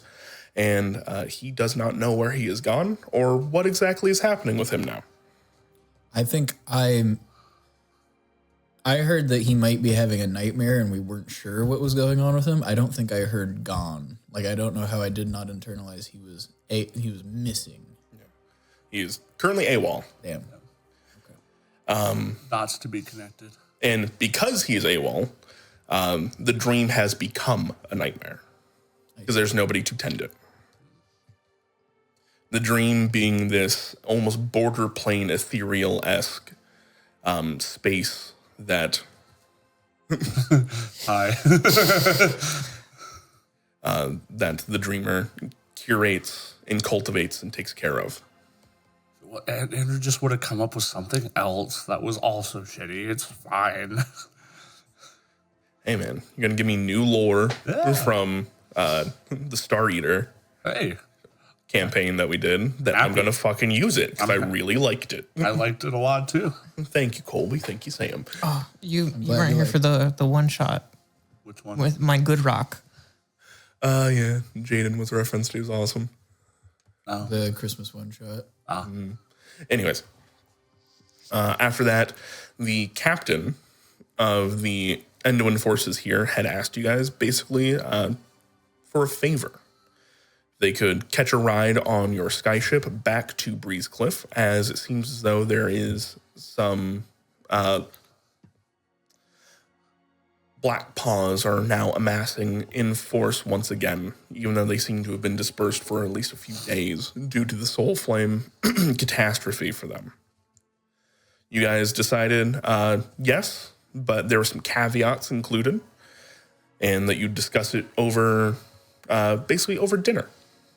So you guys got a manifest from their quartermaster, Olga Stone Turner, spoke with her a little bit about how she enchants things versus how Alyssa enchants things.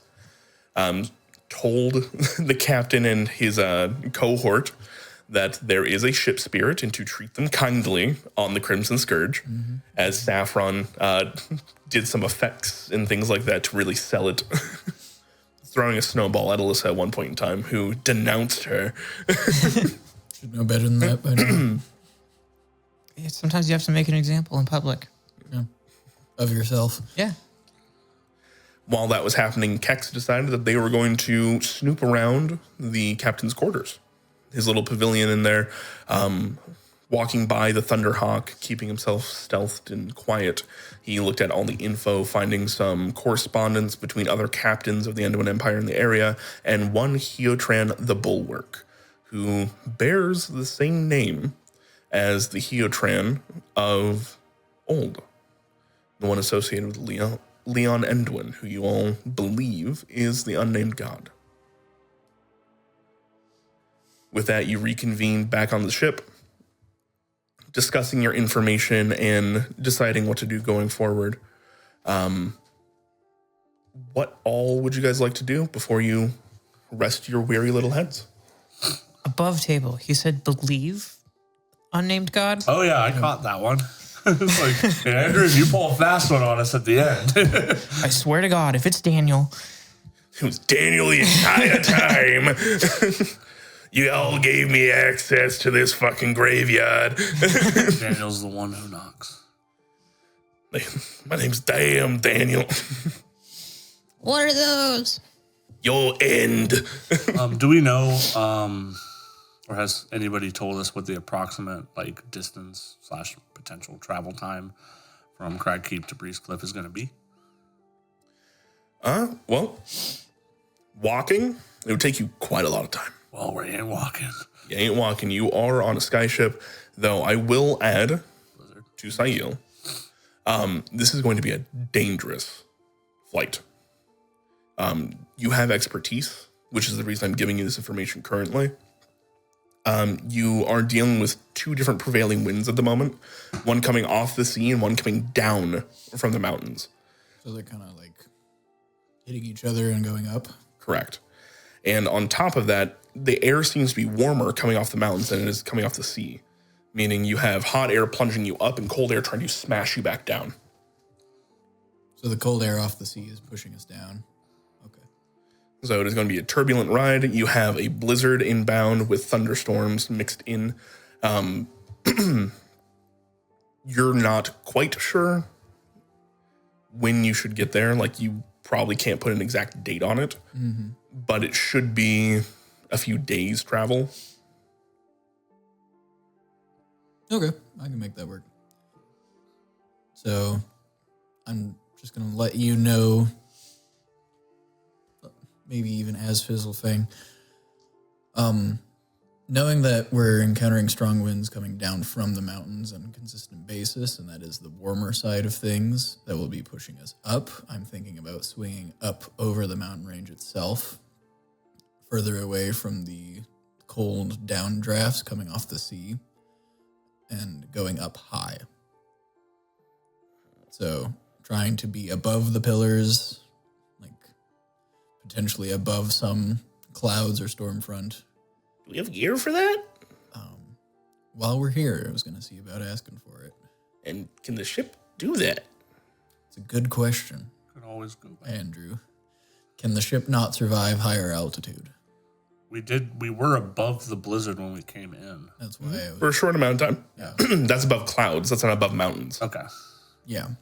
There's a difference there. Why? Lizzie squinting very hard. I mean, they're about the same on Earth, and I'm like, wait, what does that say about the weather and like the size of the mountains in this fantasy land that we're in? They're not about the same on Earth. Yeah, they are. When clouds hit I've above a mountain range, they fold up and like dump a bunch of extra water. So they can go above it. yeah, but there's also like in Washington State, we have like a rim of clouds that you can get above. Yeah, About whether or not the ship can survive that. yeah. For a long period of time. Yeah. You could also go by water. Yeah. Okay. Wait, where are we at Cragkeep, right? Yeah.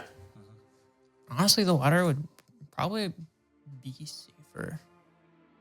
No, it's covered in glaciers, and the sea is probably rocking Oh, there we go.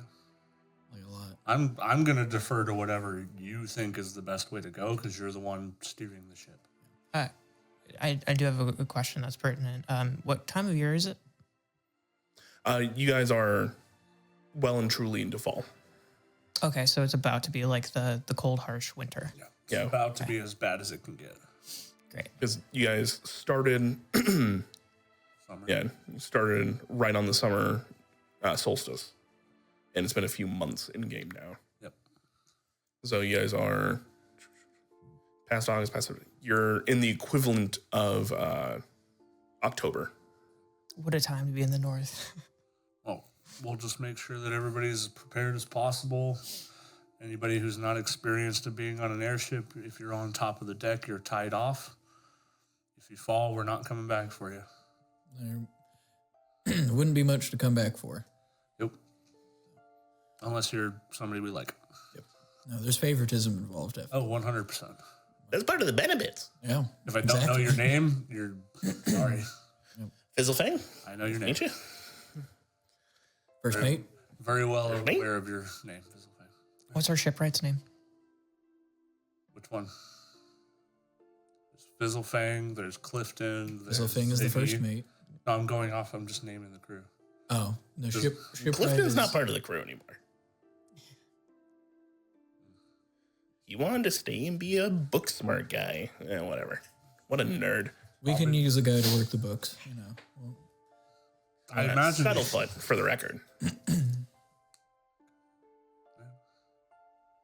got anything else they want to do before we go to sleep? Not tonight, but maybe tomorrow we can dream of birds. here's granola bars for everybody. Oh, thank you. I guess More bird dreams? The bird. Fat bird. I think technically you have proficiency in bird dreams.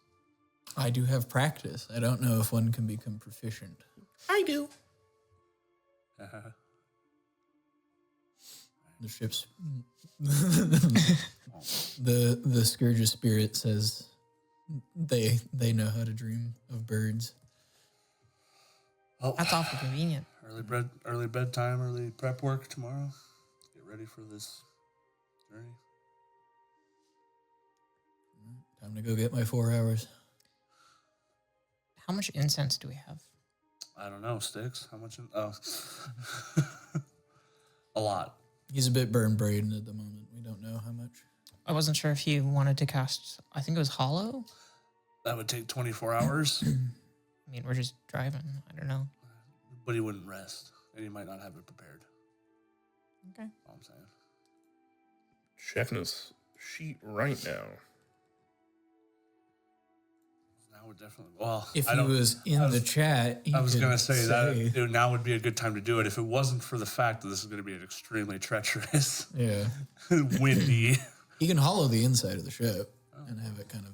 He does not have it prepared.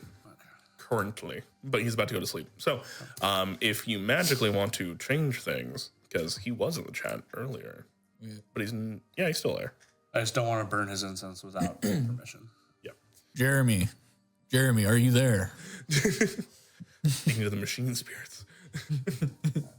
Right. We'll see if he gets back to us. If not, I might. We got a couple days worth of journey. So. It's all good. All right. Are you going to be doing a dream spell, Sayil? I do not have the spell slot. Oh, yeah. That's what you're saying. My bad. Yeah. Okay, cool. Otherwise, I would go to Alyssa and see if we can dream. Okay. Well, with that, you all take your rest, taking turns on watch. You see that the senior crew take their turns as well. Azazel sticks his bird, his raven, kind of staying out and about, as well as Saffron taking her own turn out and about as well. Mm-hmm. Making sure you guys get as much rest as possible.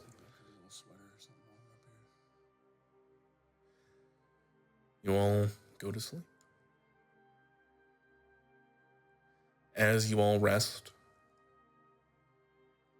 it is not quiet. It is not. I'm starting to regret the 3 McDonald's cheeseburgers I've had as the only source of food today.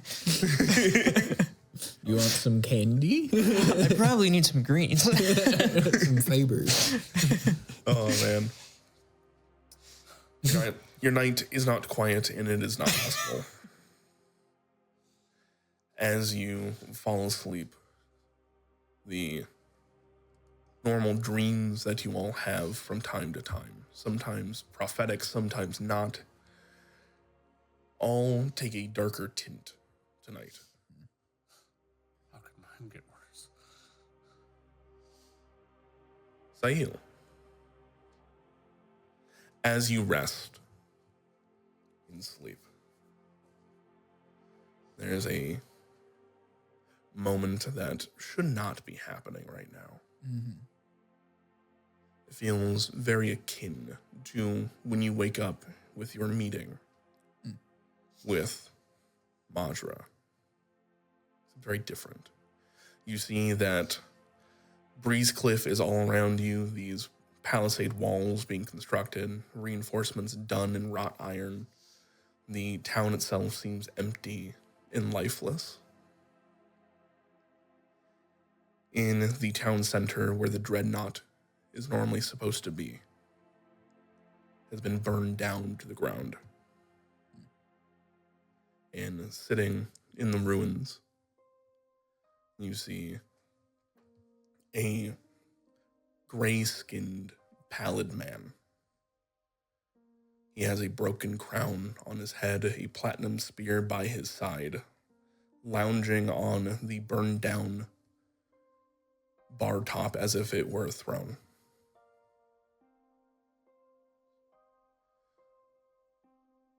You have a nice town here. It would be a shame if something were to happen. If rights had been undone.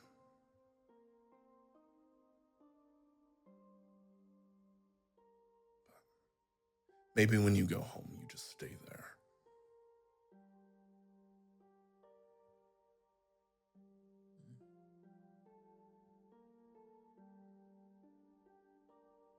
We'll see how I feel when I finally get back home.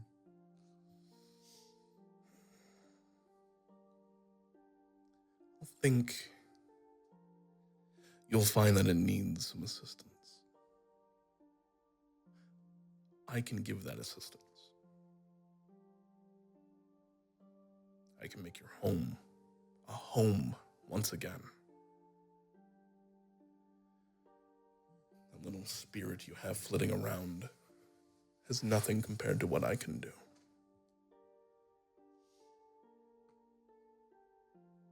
I might look for a more natural remedy before I go with ones with so many strings attached.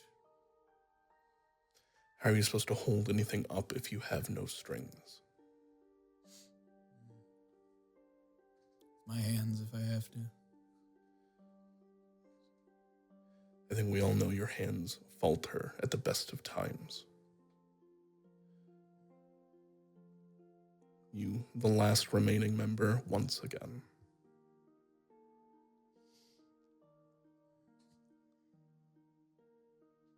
That's a good point. But if anything, I've learned that hands are not hard to come by. And it seems like a lot would love to be wrapped around your throat. Many have tried. Many have failed.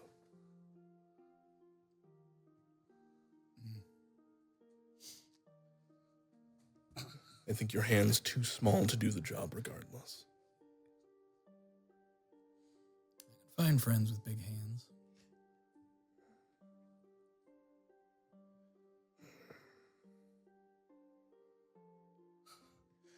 I was much trying the carrot rather than the stick, but if that is how you feel, I'd rather us just not be involved at all. But stay home then. you got your claws already here.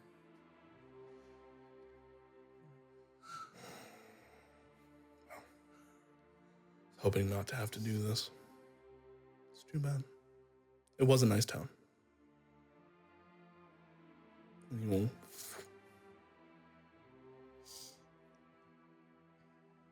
in a puff of smoke, very similar to one that you had seen before,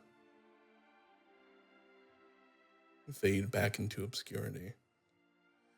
You and Majra, as far as you understand, are the only two to remember the original night.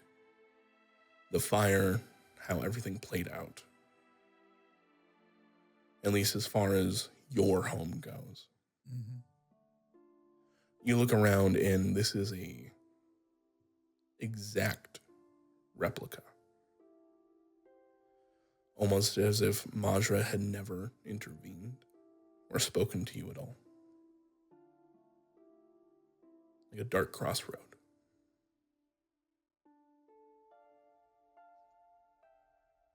You spend the rest of your night. If you like, you can meander, you can move through. No one is keeping you stuck in this location. But no one comes to your aid either. I go sit in the stream. You sit in the stream. It is cold glacier runoff coursing around your body, and you feel, for the first time, damp. The water does not course around you like it normally does. It seems to actually penetrate, and you feel ice cold.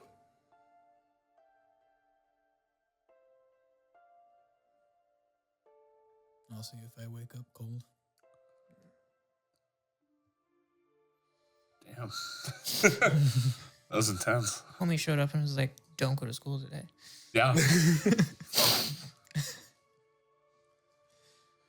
Kex, Oh boy. as you go to sleep, you wake up on a mountaintop, not too unsimilar to one that you've seen before. The lightning crackles purple, moving slowly across the sky. You see a very similar figure standing before you, with a foot on the Raven Queen's throat. He crouches down to get eye level with you, these sickly yellow eyes staring deep into your soul.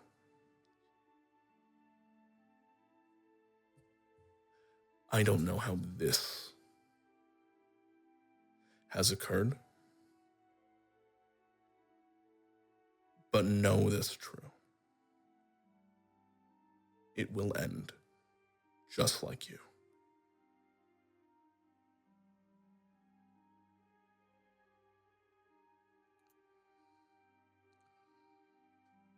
For the first time, I think you're looking at something and realizing that sometimes there might be things stronger than your will. That may be true. But it's not you. And he's going to cast Power Word Pain with a word you cannot hear. It echoes off the insides of your psyche, but nothing that you can ascertain. You are racked over in pain. I don't get a save? There is no save for Power Word Pain. Okay. As you hit the ground and begin to writhe, you see the Raven Queen is trying so hard to stretch her hand out. That platinum spear comes down like a flash of lightning through her hand, pinning it to the rock. She screams out, golden blood gushing from her hand. As the pain stops, it leaves you racked on the ground, twitching. It will never be you. I'm going to stand up and just stare back at him for a second. And just say, it doesn't have to be. I just merely maybe need to create an opening. How ironic, considering you leave yourself so open. And he's going to, boom, other foot comes up, slams into your chest, knocks you off the mountaintop. Yep. Alyssa. Ow.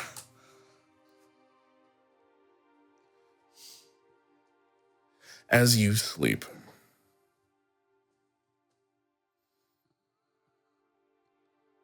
your night is not nearly so awful. Okay. You wake up to find yourself in a very familiar library. I shouldn't. As you start to Hunger for knowledge. move around inside this scene, something you know very well, you hear clattering behind you. Almost like a marionette. You see the librarian, but much more like a puppet. They're starting to clatter behind you, full size. They're full 10, 11, 12 feet tall as they start to skitter behind you. But right before they make it to you, right before they pounce, you do see a sheer as the threads are cut and the puppet falls down instead. Okay. Message received. There is the library changes from this tall Gothic cathedral-esque building and becomes warm. Is the puppet corpse still there? As our scene changes, it stays behind. Can I just inspect like how the strings were attached? Really quickly, sure. Go and give me a investigation check. 25. Bad dream, bros. 25.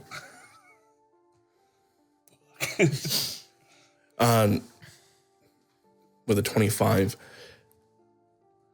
they don't seem to be attached to any anchor points or anything like that, so much as things had been these very fine threads of what you can now see is probably most likely stinging iron has been laced through the appropriate joints so they can move and apparate. Okay. But as the scene changes, you find yourself in a workshop of sorts. There's a small hearth. You see tools scattered about, and a similar symbol that you had seen earlier today, a cogwheel, emblazoned above the hearth itself. No one is here, but it seems as though something, at least, has intervened with your night tonight.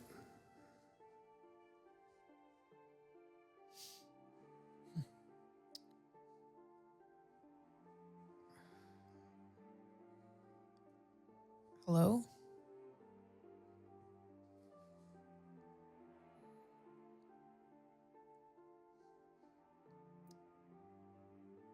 I'm just gonna notate in my journal or my dream journal or whatever.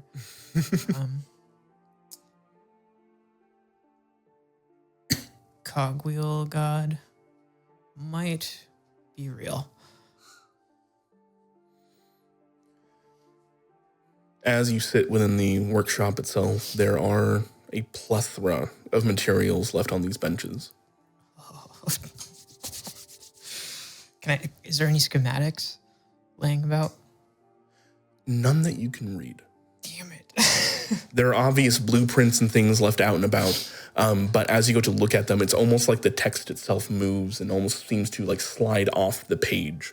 The drawings seem to fade in and out. It is very difficult for you to ascertain. I'm gonna try to like punch something and see if it feels like taffy. It's solid. Okay. So it's not the dream fight where you never actually fight stuff. Okay. I guess I'm gonna play with the tools and see what I can make in Dreamland. Sure. You take a moment and you see the materials here. Some of them are very similar or very known to you. There's stinging iron. There's this new crystalline glass that you had seen. There's even this weird amalgate, almost nebulous liquid that sits in a bowl. Can I investigate that? Do I roll again? Yeah, roll investigation or arcana, your choice. They're the same. So it'll be 28.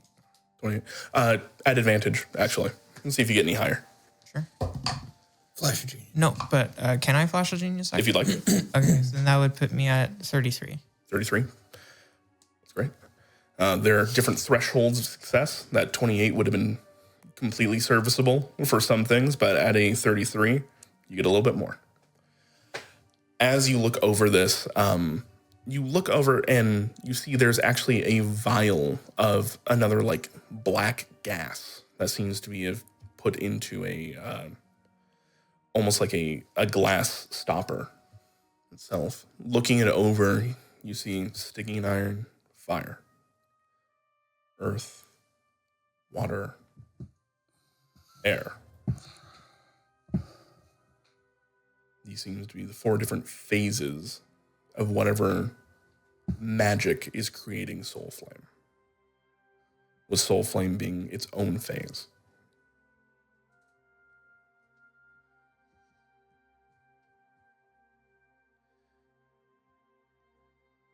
Off to the side there, though, there is something different.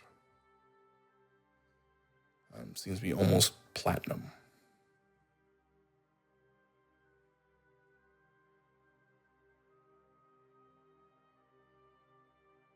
I'm going to reach out and stick my hand into it. Put your hand into it. Instead of being cold to the touch, the way that stinging iron is, this is warm. Then you look a little bit over and you see another bowl of almost quicksilver that has been left behind. A little bit further, you see diamond, another spire, and then something very similar to phlogiston in a stopper. Can I also go and like touch and interact with those to see how they feel, or if I can divine any properties from them? Sure.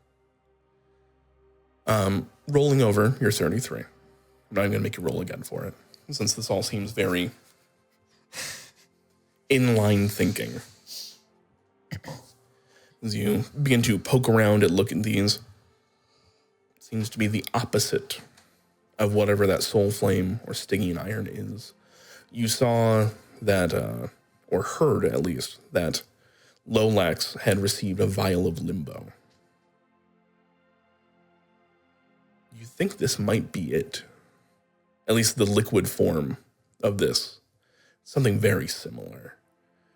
You believe this mercurial substance in the bowl is probably a more refined version of that.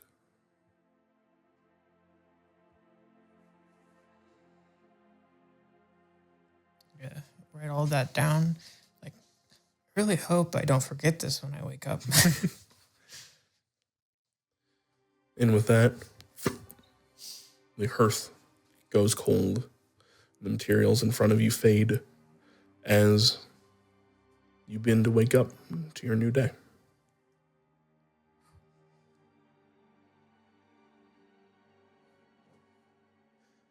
With that, you all wake up. Sail, you wake up damp and cold.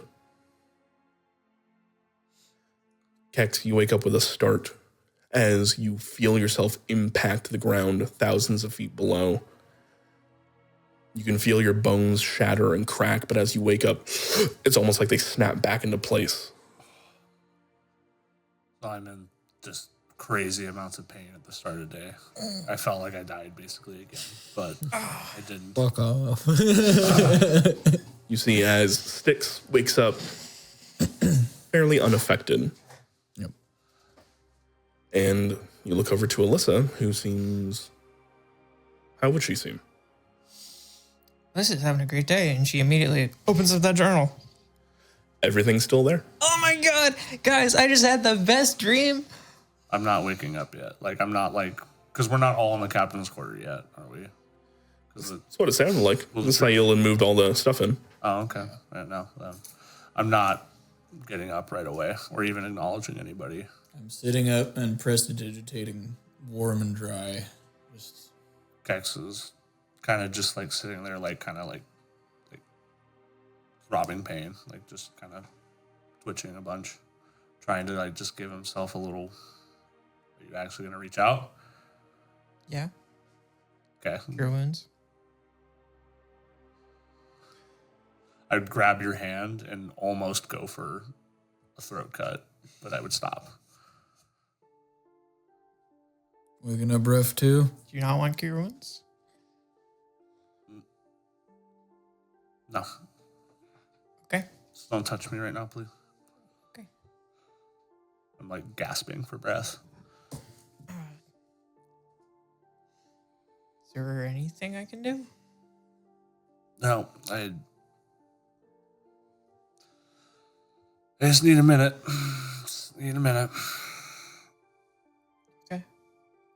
So did he hit you or did he just fuck with you too? I died all over again. Yeah. No. I think he might have burned my house down. I felt what it was like to be kicked off of the court seat before he cast some kind of spell on me that made me writhe in pain and want to die. And then he booted me off of the mountain, and I felt the impact. I had the librarian chase me a little bit. Kind of spooky. It was a puppet. And then I got to play with magical stuff in a workshop. We need to save the dreamer. Yeah, that'd be nice. We need to. If this happened to us, this happened to more people in the world.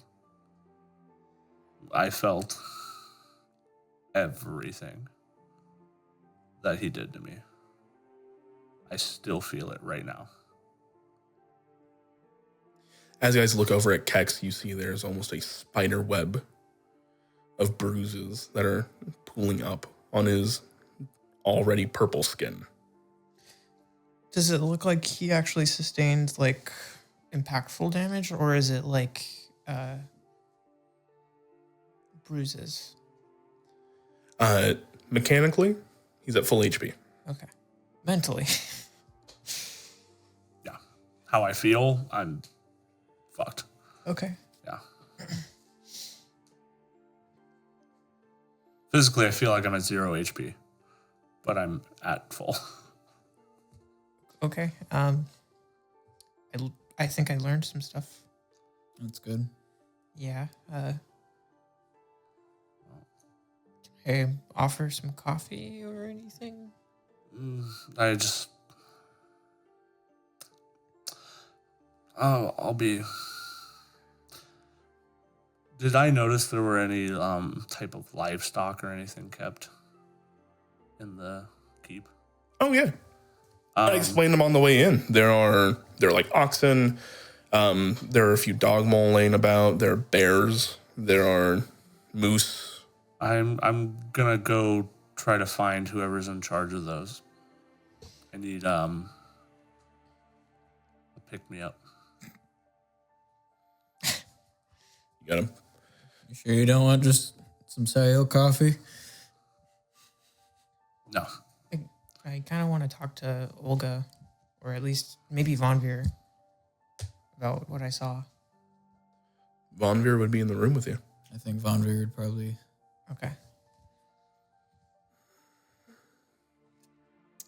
So Von Veer, I think I know what Soul Flame is. Oh, So I think it's a state of matter or essence. Like, I think Stygian iron is the solid equivalent of Soul Flame. And then there's liquid equivalents. And different states like have different similar properties, but and then I'm gonna show him like my notes and like the sure. same like things that I encountered. And I think there's something that's the opposite of it. You will take a look at it. He'll kind of grab your notebook from you, looking it over.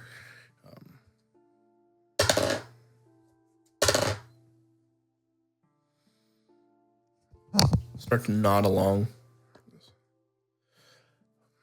Well, if the Feywild, the pillars of creation, from what you told me, they start from the Fey, then they come down to us. That's how we get our magic here, or at least a part of it. And then we are the head during the convergence, the 4 pillars of matter, or elements, however you put. They needed those elements to channel magic through. It makes sense that this would be, if they're trying to do the opposite, they would use the opposite. Correct? Yeah, I guess unless the elements that are there now are neutral, like a neutral state, and then maybe there's a positive and a negative and a neutral. Right. Yes. What I'm trying to say is magic on Yolstein changed when they came in the second age. Yeah. Meaning when they planted the anchors and they started doing that.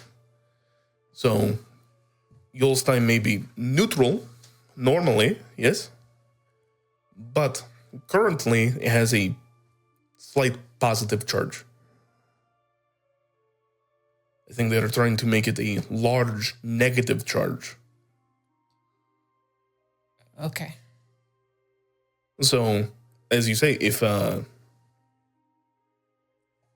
they can do that, this is something they're already trying to do, and we already know they've done a positive charge before, then if you can make Stygian iron or whatever other matters you see here, you have to be able to do it the other way around. Yeah. And I think if they can do it in a large negative way, then maybe even if a pillar is corrupted, it can be healed. Yes, that makes sense. So I guess the question is, how do you make the opposite of Stygian iron?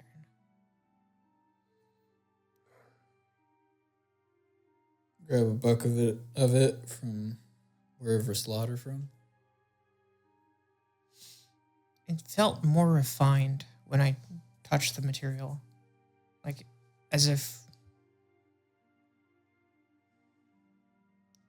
like, maybe it went through a filtration process or a purification of some kind. You think it got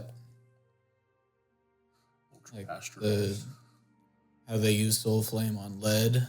You think it got something done to it? Yeah, like some kind of like analog process where it actually changes the essence of it. The mechanics. Yeah. Limbo is how do I put it? It's not of Yul's time to begin with. Mm-hmm. It's chaos. It is already changed in its own way. It'd probably be its own charge, not positive or negative, but how do you put it? Just filled with more energy.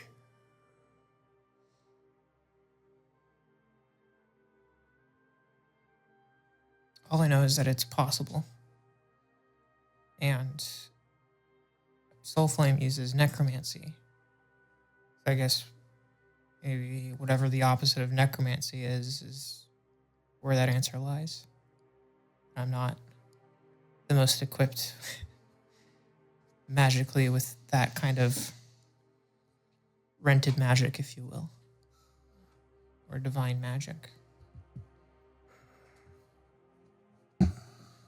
Is necromancy really the opposite, like, of divine? I mean, life? Like druidic, maybe? Yeah, I don't know.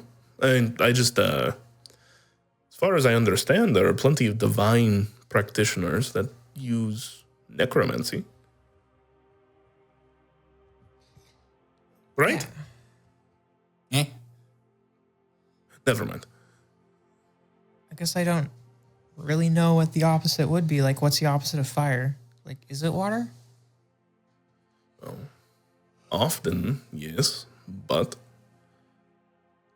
they gave you they showed you a liquid counterpart, which means they have counterparts to each other. Yeah.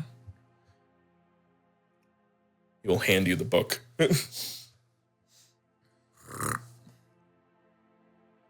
I hate reading. Yes, our resident liquid expert. I mean, I could try some if you give me some. I don't see what could go wrong. Put it with some blood and you got a deal. Maybe the necromantic part is just to inject energy into it. And that's the quickest and dirtiest way to do it. It's like phase change. Yeah. It gives it negative charge. That's what I'm guessing. Yeah. But what would give it positive charge? Well, Verbal affirmations. Oh, man. I didn't know that it was just the love and friends we made along the way that makes this limbo. he pulls out a piece of metal that he's working on. He goes, "You are very, very beautiful, Hammer. You will become great, Hammer." It starts shimmering.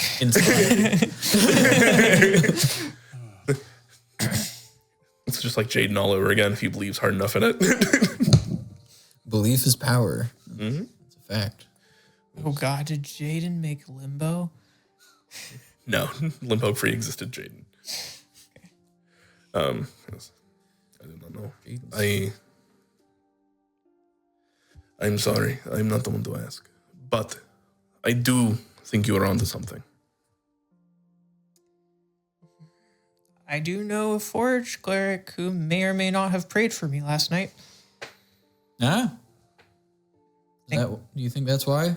I mean, the librarian like puppet that was coming after me seemed to be interrupted. I don't think that.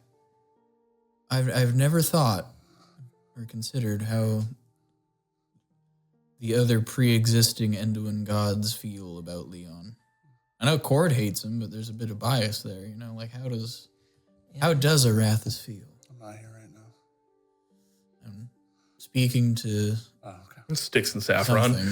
Sorry. You see Saffron sitting there looking as dour as possible, trying to fill in for Kex. Thank you, Saffron. It was kind of lonely to not. I was so waiting for it. Where's the teeth thing going to come in? It was weird to not have you in my dream.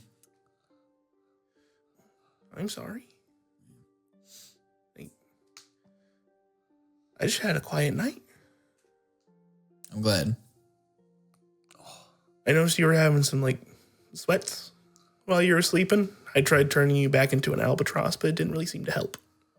Was I sweating while I was an albatross? No, but you were, kicking and turning. And Turned you into a bird while you were sleeping. Sorry if that fucked your dream. Honestly, I appreciate you trying. That's why. Maybe if I'm sweating a lot again, you could, wake. I tried. Okay. Wait, What do you have for shocking grasp? Wait. So she has Eldritch Blast. There you go. She has Eldritch Blast. That's interesting. Druidcraft, Light, Dancing Lights, Bane, Charm Person, Fairy Fire, Healing Word, Thayer's Mischief. Those are the spells that she got for being a sidekick, not the ones that she already had. The other ones she have are better for pranks, but you're kind of already being affected, so she couldn't overwrite it. Yeah. You get Eldritch Blast awake. I tried doing the no magic anymore thing, and it didn't work. Sorry. Appreciate you trying.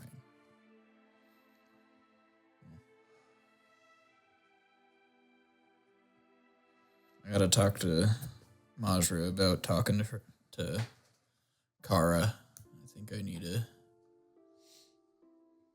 Should I talk to Olga about this? Not about the dream. Oh, about your dreams, but don't tell her about ours or why we had them or anything. I mean, okay. Okay. I'll talk to her about mine. Tell her that you were having a nightmare and then suddenly you were having a really nice dream. She's going to get jealous. God has favorites, I guess. I've never had one like that. And it happens a lot when we talk to gods. This is true. Other people show up and why did you get that? Well, with that, Kex, you do find the livestock manager. I wanted to get away because first off, I didn't want anybody to see the worst of what I was going through because people have seen me almost die and have died. And I needed to let that out privately. Going to live, I don't want to take up a ton of time with it. I just want to basically ascertain from him what is the next thing to be killed for food. And I just want, I'm going to pay him double whatever he needs to be discreet about what I need to do, but I need to get a full belly before we head out. All right. Go ahead and mark off 10 gold. Okay. As he was already going to slaughter a boar, a giant boar. And he walks away and goes, you do whatever you need to do. Mm-hmm. Comes back to some pork jerky. I get my. I don't get greedy. I don't want to drain the boar of all of its flavor. But I want to give myself that pick me up to make me feel right as rain after what I just went through. And after I do, I will head back to the ship. All right. You bite into this and take a few moments to yourself. The spider webbing of bruises goes away. You're not quite sure if that was psychological, physical, what have it, but it's gone now. This can be placebo blood. It's fine. I'm okay with that. You walk back to the ship. You see that Von Veer is taking a step out. I believe that we have meeting. Yes. I'm much better prepared for that now. Thank you. You look better. I feel a lot better. That was most of the life I've known has been terrible sleeps, and that was the worst one I've ever had. Oh, well. If it makes you feel better at the end of the day, you'll have forever sleep, and that will be restful. I could only be so lucky. That is not guaranteed. No, it's not. Oh. Oh. You're right. Oh, no. I've already tasted that forever sleep twice. That felt like a 2.5 last night.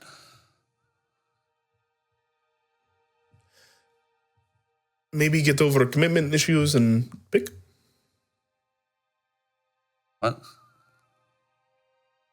Seems like you're dancing along. Anyways, joke. It's a joke. Oh, it's good to have you back. You all seem haggard, except for Alyssa and Styx. They seem fine. I could only be so lucky. So you two. Why is it always you two? Because I don't. I didn't want to be. None of this did I ask for. I just roll with the punches. Maybe I don't know. Maybe we just started the wrong beef.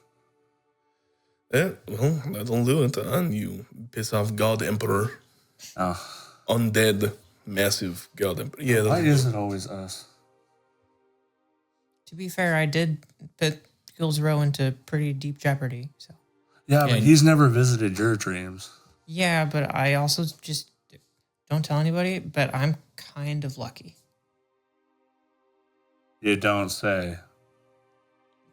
No, but think about it. Think about all the times where like I've almost died, or like I didn't get into like legal jeopardy, or like all this stuff. Alyssa, I'm going to stop right there. I've had a lot of time to think about that. We'll just leave it at that. Okay. All I'm saying is that it's not normal. And I don't know why it's happening. I just know that it's there. I will agree that you're not normal. Thank you. None of us are. Thank you for agreeing with me. No. The first time he showed up in my dreams, it was after, I think, Zach, maybe? I just laughed at him. Did he do anything to you ever? Has he, like, hurt you in your dream before? No, he made me damp What? last night. So,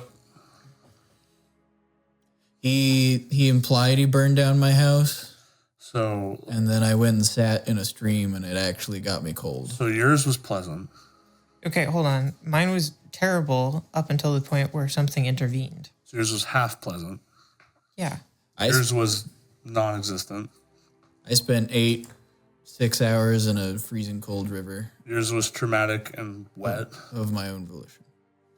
You chose to do that. I sat in Majra's stream for 6 hours.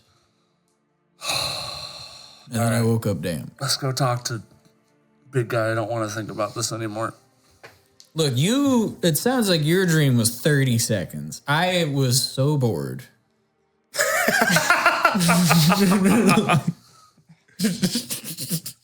So, did you both share details about like everything? I haven't shared details about everything. I said that I basically died again. Oh, he looked like this, and I will disguise self as the guy that I saw sitting on my house. Okay. Are you gonna also do the same kind of thing, or just leave it I vague? can't do that. He said that it's not going to be me to stop him. Yeah, it'll be us.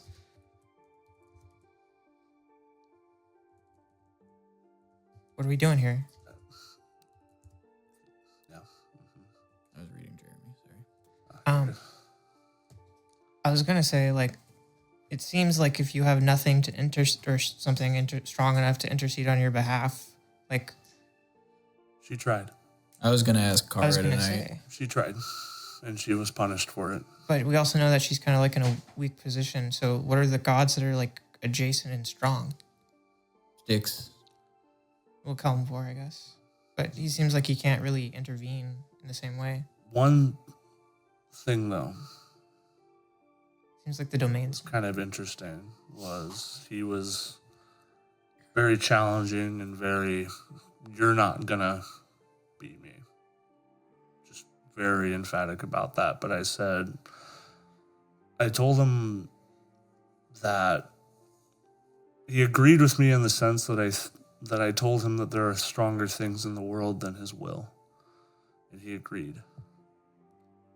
Yeah. That's not something someone as prideful as him would admit. Unless there was a reason for it. I threatened to choke him out, and then he said I had tiny hands, and I said I would find hands big enough. I think there's a small bit of him that I don't think he's allowing himself to be worried. But I think there's a small part of him that does, and he's pushing it. That seems like the place that we should poke. I'm going to be very honest with you. I don't feel like poking him for a little bit. He kind of poked me pretty hard. Okay, would you agree with the following? We need to find a way to keep him out of our dreams. I have an idea, but that will wait for the time being.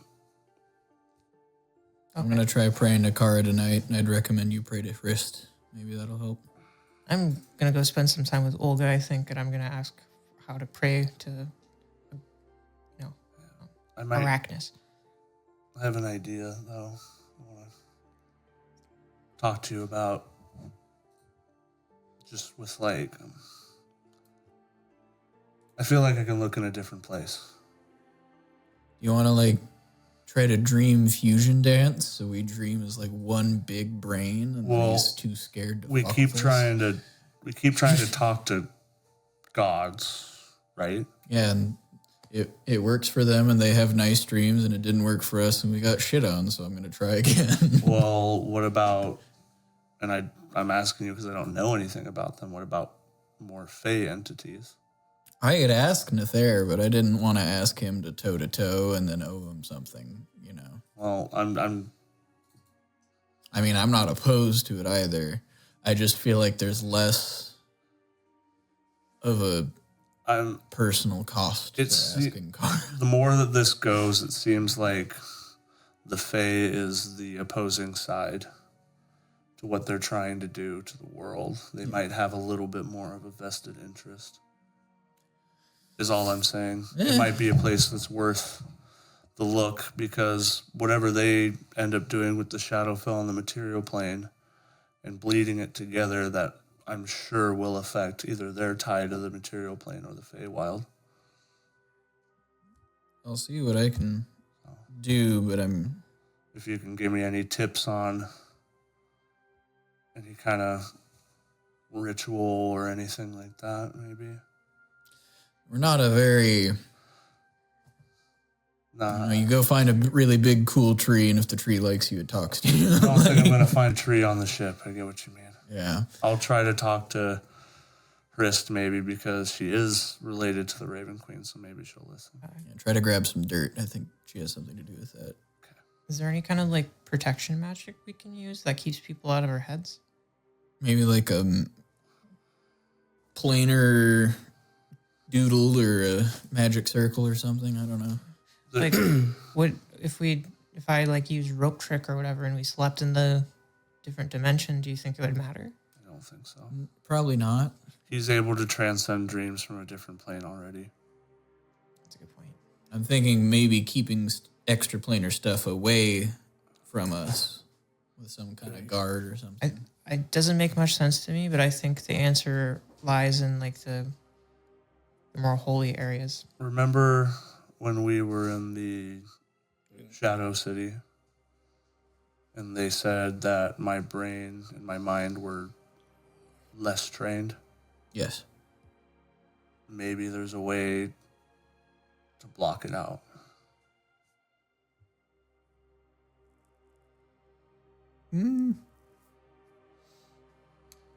As you guys are speaking, there's another low rumble. This time as a giant approaches your ship. Okay.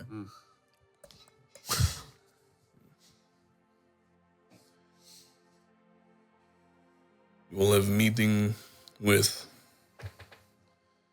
The lady in Jotun, correct? Yes. Yes. They wish to speak with you now. Okay. Thank you. Okay. We will be on our way. He stands there waiting. You, Will you carry us? No. Okay. I don't know if she's that big. what do you think they dreamed about? I think that's something to ask Jotun. I Snowflake. think we might just about to be get kicked out. Well, yeah, maybe. We were already leaving anyways. That's true. I think they didn't like us, so. He's still standing right there, guys. I liked you all just fine. I don't. Appreciate it. He makes I good don't think food, he right? didn't like us. Did you like the food yesterday? Or the I did not have your second party. I was not invited to after party. I would have invited you if I knew. That is great. Can you please get ready? Yes, I'm ready to go. I already took my morning walk. I had my morning beverage. Great. Delightful. The rest of you.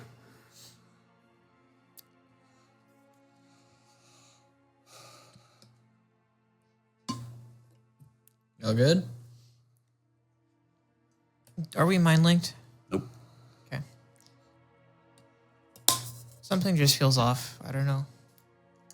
Well, we'll find out. Maybe somebody should stay behind with the ship. I mean, the crew will. Okay.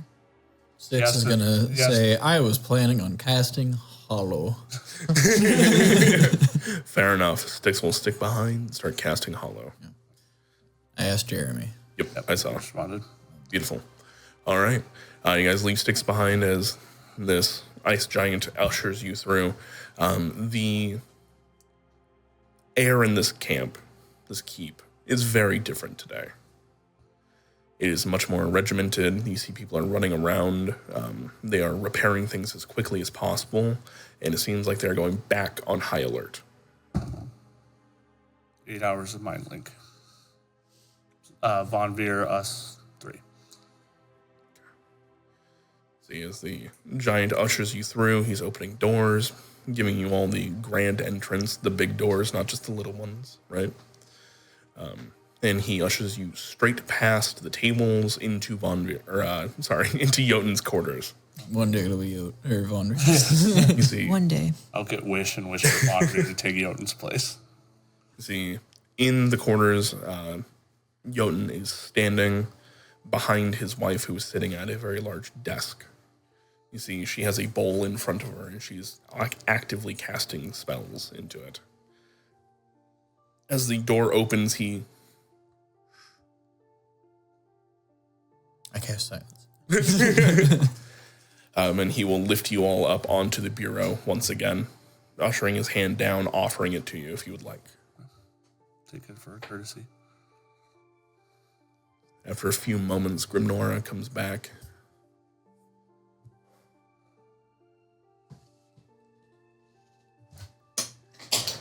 They're gone. The islands are gone.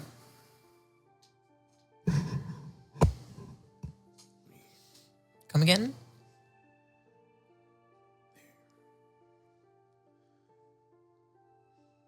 The gnomish colonies. Oh. The gnomes got lit on the Misty was lit. It's all gone. All the phlogiston burned away. Oh, no.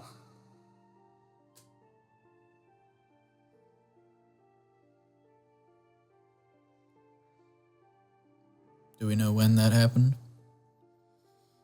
I tried to reach out, as you guys had asked, to the runesmith last night. I got no response. I tried again this morning. So I tried to scry on Cloudkeep. Did not take. For it no longer exists. I tried to scry on the Mist Sea. It did not take. I then scryed on Mist Bay. And saw that the borders that buttress up to the Mist Sea are gone.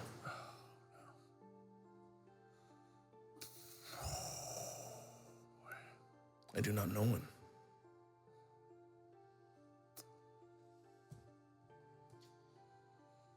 Oh, boy. Okay, one thing at a time. Jotun will... I'm calling the ordning. The what? The ordning. Giant holy war? What? I'm sorry, it's my first time up here. Fawnbeer's the only giant person I've socialized with in a personal setting. I'm unfamiliar. I'm calling a council of war. All giant and giantkin must respond. They must come. Okay. Whatever can take out something as large as the Mist Sea must be dealt with appropriately. Okay. And we're sure it wasn't just a fire. We do not know. Fires have happened on the Mist Sea before, and we may find pockets of survivors, but as it stands, Granora has not been able to find any islands.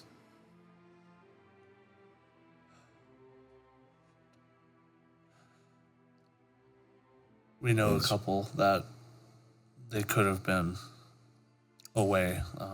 We can try to make contact with them later that we know personally. Shipwrights, captains. I will recommend it. We will try. We will be in contact with other cities here soon.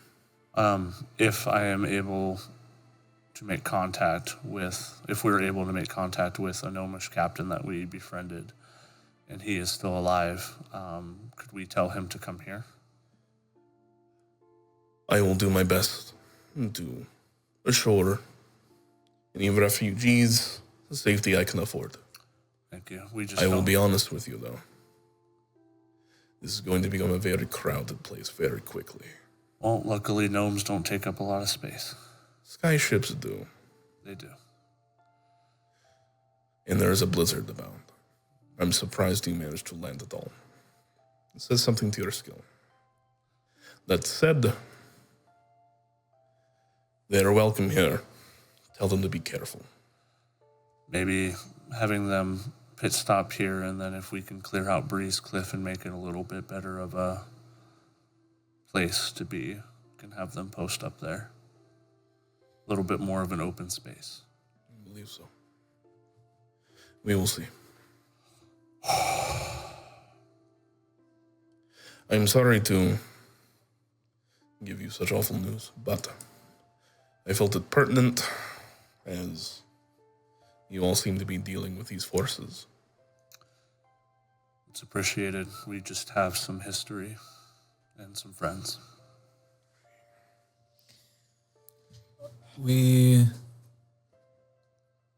Those of us who lack faith were visited last night by who we believe to be the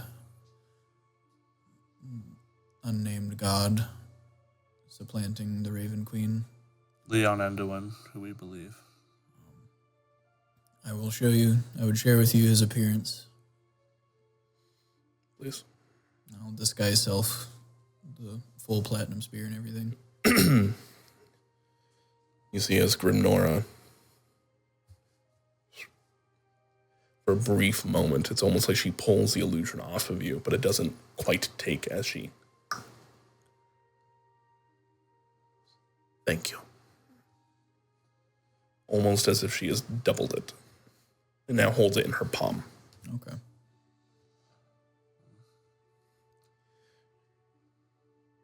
The entire time you've dealt with Grimnora, she's had this almost grandmotherly appearance. Mm-hmm. Looking into her eyes currently, they are filled with hate.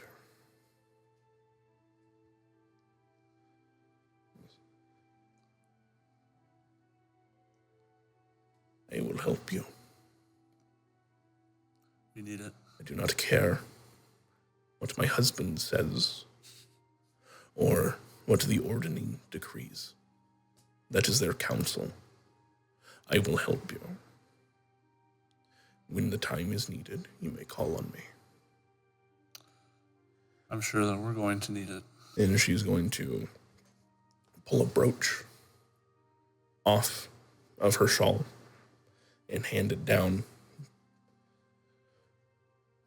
Brooch for her being roughly this big for you guys. Yep. Yes. When in need, throw it to the air. I will send assistance. Thank you. Word from the dreamer? None. The dreamer? Of the dreamer, I have asked those that may know, and they are sending their emissaries. I do not have direct contact with those that are important, but there is a unsung hero of the Second Age, the dSCRYB.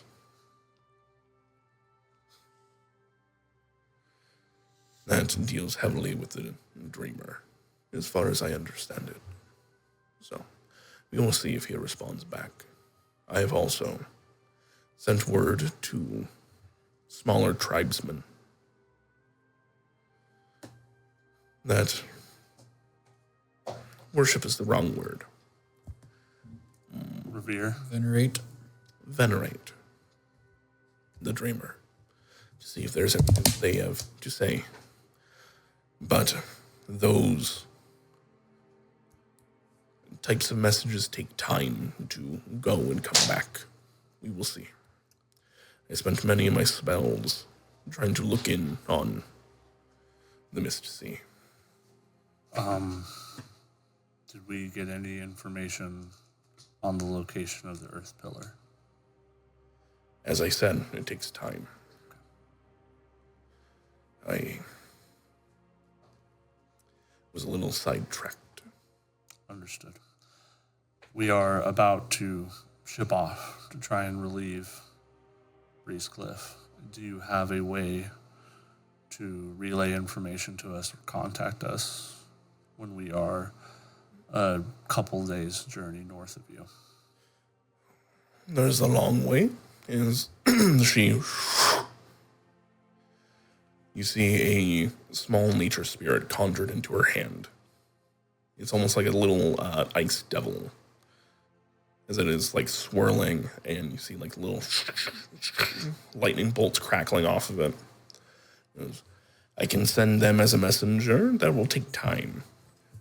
With your permission, I can also speak directly into your minds, though it is limited. It's the sending spell, if you are aware of it. Yes. Sorry, I'm about to lose my tablet. Thank you.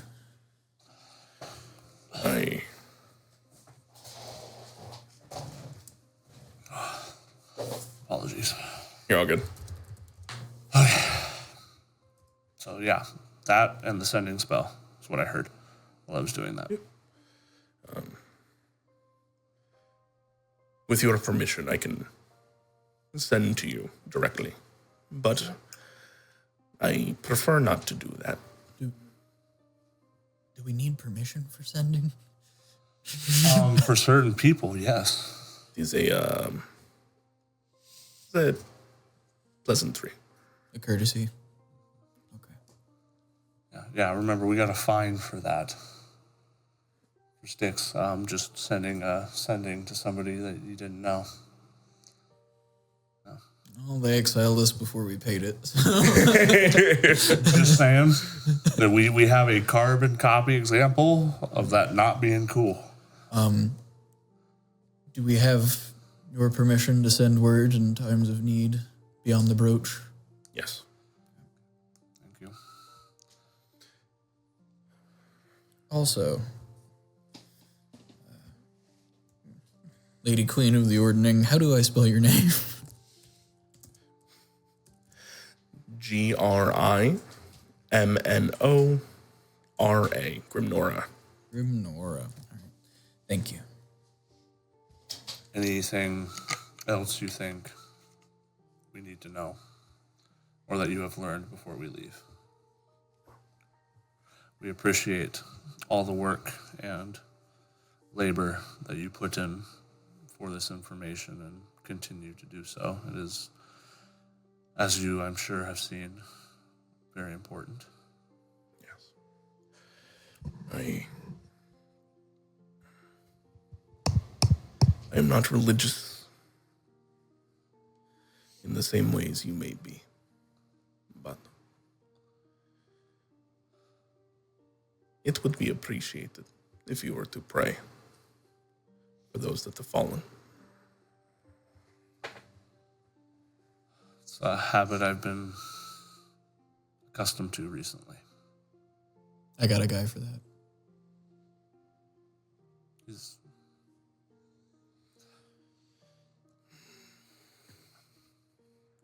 All right.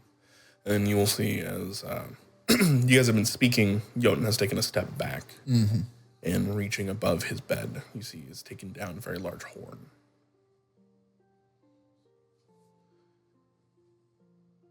I'm going to go make the call now, as it were. I'd recommend you leave quickly before large feet hit the ground. Okay. plan. So did we decide we all got our own lodestone to do with what we wanted? What do you want? I'm going to ask them. We have lodestones from the Shadowfell that were being used to bind and siphon Niv-Mizzet.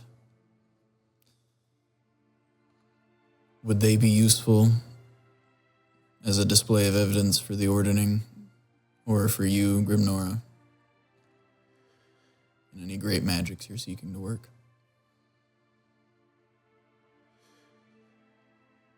She will look up at her husband and look back at you and be, my husband is modest. This is not a council to decide what to do going forward. He will be ordering them. Fair enough. If you wish to leave one for the fire giants in their work,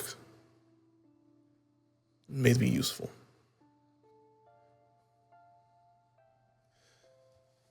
Anything with their hands, they can probably put it to different use than you. But as far as evidence goes, his word is law. Would it be of use to you for any magic works? I prefer not, knowing where it has come and what it does. Very well. Fair. We'll just keep them. If they were not to be of use to either of you two specifically, then we were thinking about turning them into a cannon or some sort of grand-scale incendiary device. So, I wish you luck. Thank you. And thank you again for all that you have done. Safe journeys. thank you. All right. Let's get packed. Let's get airborne. Let's go. Fuck out of here before the fire giants show up. Before the cloud giants show up. That too. Imagine a 4-story saffron. Let's get out of here. Yeah. That'd be so cool. All right. No, it would not. I'll go. Eat big. Oh, I can make it eat. I'll go pit. If you want to go get the ship ready, I'll go pit stop by the end of Kemp. Tell them to pack up and go right now. Start prepping the ship. All right. I will go pop by and tell the captain, like, hey, go time. We gotta go now. He doesn't even say a word. He just looks back at his camp that is already almost all the way taken down and just stomps his boot down hard. Oh. You see all of his, all the ones that are coming with, at least, Yeah. come to attention and start to file out. The ones that are not joining you on the actual ship are getting their heavy furs on, everything like that, getting ready to leave. Oh, they're gonna and make march the up. walk. Okay. All right. They're sending the people we can't take. They're going regardless. Yep. Hey, dude calls. I'll help them get on the ship and everything, and make sure everybody's situated. Make sure everybody knows where they tie a line off when we take off. Make sure everybody on deck ties a line off. And with that, Von Veer comes on board. He has multiple packs strewn over his shoulders, and as he is passing them out, they're filled with cold weather gear. Good. Yeah. Okay. And he's just like, they will have more craftsmen here. I did not ask. We should probably leave quickly. God, I love you, V. All right. Beanie, overcoat. A bomber jacket. Yeah. As you are I'm enjoying captain. all this cold. It feels good on the skin. About to just go up and go off the deck. Shine like the vampire you are. This is the skin of a killer, Bella. I will also double check all the lines that get tied to the new people. You got it. We don't need people going overboard right when we take off. You see the rock air elemental who's like wearing a little captain's outfit. Looks like he didn't tie his off perfectly. That probably won't be a problem later on. I'll be fine. We got a cabin boy for that. They'll check it. Yeah, they'll check it. That way we have the cabin boy. What? You just did that voice really well. Oh, yeah. Thank you. I'll ask me, like, hey, do you think there's any giants that could give us just give us a nice hearty shove? Yep. Can you come out here and throw us like a fastball? Yeah, fastball specialist. Skirgal. And Venny. Gabagool. Here. As you see, these two giants lumber on out. I have all to request if you could. Hey, you want to give us a shove? Would that be okay? We've never done it before, but we can try. All right. Everybody hold on. And I'll like direct them as like, all right, so if either you stand on either side and kind of like They got to pick it up, but with all the people you have on board, this is heavy even for them. So they, Yep.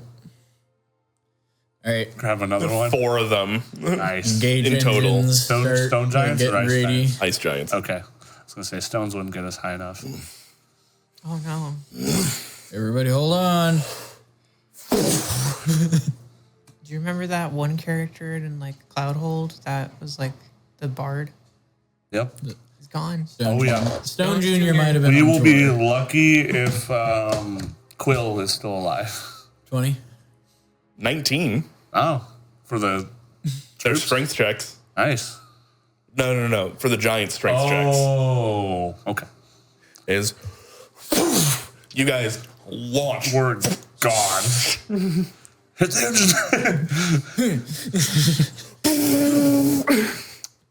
engine. And for that matter, can I have everybody please make me athletics or acrobatics checks to stay on board? Do anybody get advantage if they're tied off? Yeah. You have a lifeline if you're tied off. Okay, fair enough.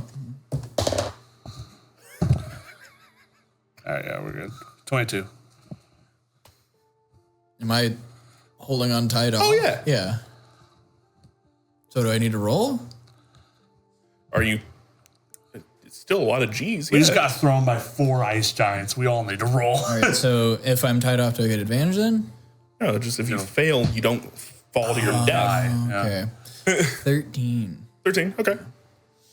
18. 18. All right. This is more a hope you don't like roll a natural 1 type deal. Okay. How's Nick's Which- doing with this casting? Oh, good. He has Warcaster. Okay. He's doing all right. All right. Yeah, he's Gotta be in the fair. hold and he just went boom, gotta but be he's fair still with that, chanting. 100% right. Chanting the mantra. He also definitely rolled a 2 for the first one. I was just Yep. like, oh no. But he has Warcaster, thank God. Man, you're so good at impersonations. Oh God. As you guys get launched and you boom immediately hit it full throttle, you do see a few Enderman soldiers. Yeah. Start to reel them in when we The G's lighten up. And you do see the captain, who was smart enough to place himself right next to the main center mast. So as it got thrown, he straight into it.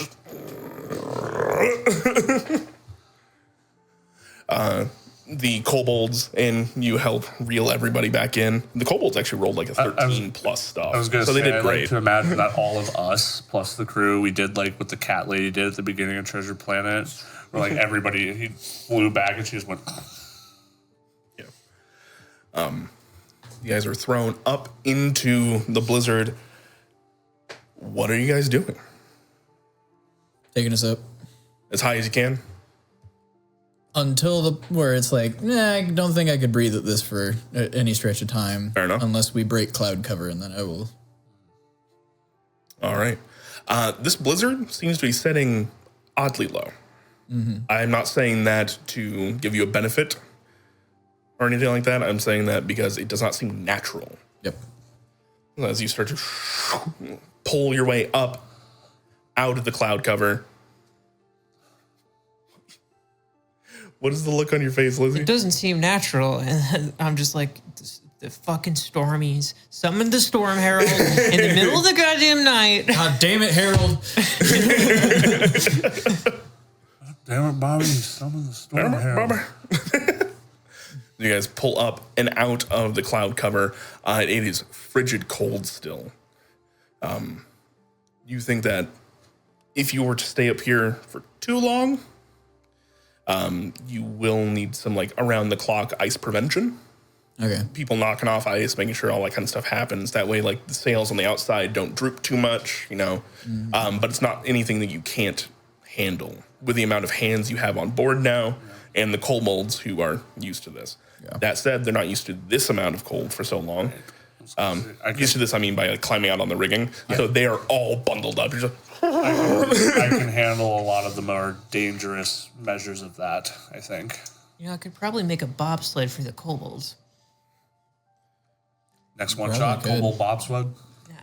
No, we're gonna have another traffic accident. we already did that. Can't have a traffic accident when there's no road, buddy. Drop them off at the top of a mountain, catch them on the bottom. Yeah. They get down there before you do. It's like, what? I think if the kobolds are not needed on the deck, I think telling them to go below and stay warm. They're senior crew for a reason. They are needed. Okay, never mind then. That is, a lot of them do jobs you guys can't. Okay. Yep. Well, Alyssa can do some like repairs and stuff like that. yep. You can sail, but all the other stuff like the rigging, the guns, all that kind of stuff has to be done by them. I'll be doing stuff to keep them warm then. Changing out things and breaking off ice that's more dangerous for them and getting them warm drinks or shots of whiskey here and there to keep them warm. Like the fucking like St. Bernard barrel. His doesn't have a spout. It's just got 2 fang marks. Yep.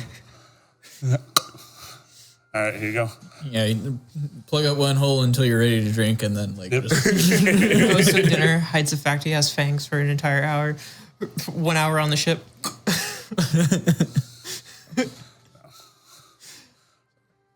With that, you guys take to the sky. And I need a piloting check from Sail, please. For your guys' day of travel. just a flat roll. It is a flat roll. Okay. 15. 15.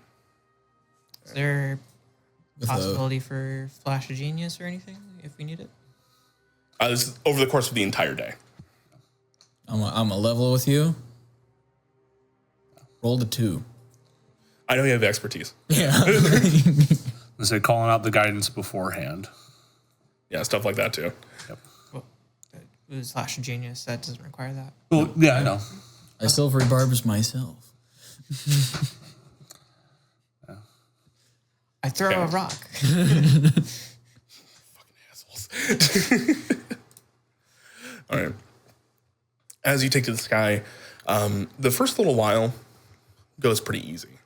At literally smooth sailing as you're going across. Though as the day wears on and you're getting to about your 12th hour, you're getting pretty tired. Yeah. Fizzlefang should probably sub in at some point in time. But it is starting to get towards evening. And right when you're about to trade out with Fizzlefang, even above the clouds, there's a...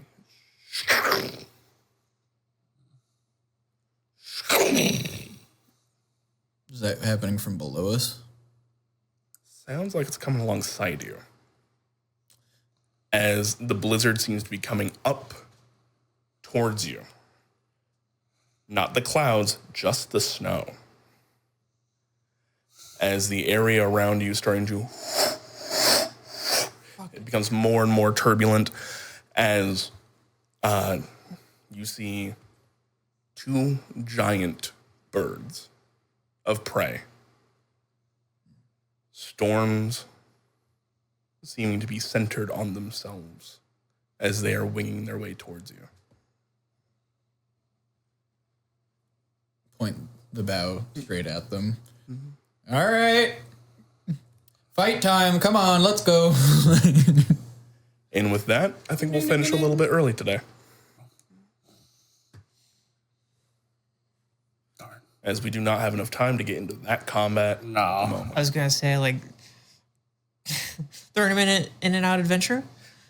Definitely not. That said, I will show you guys the... Oh, did I close out of the... I sure did.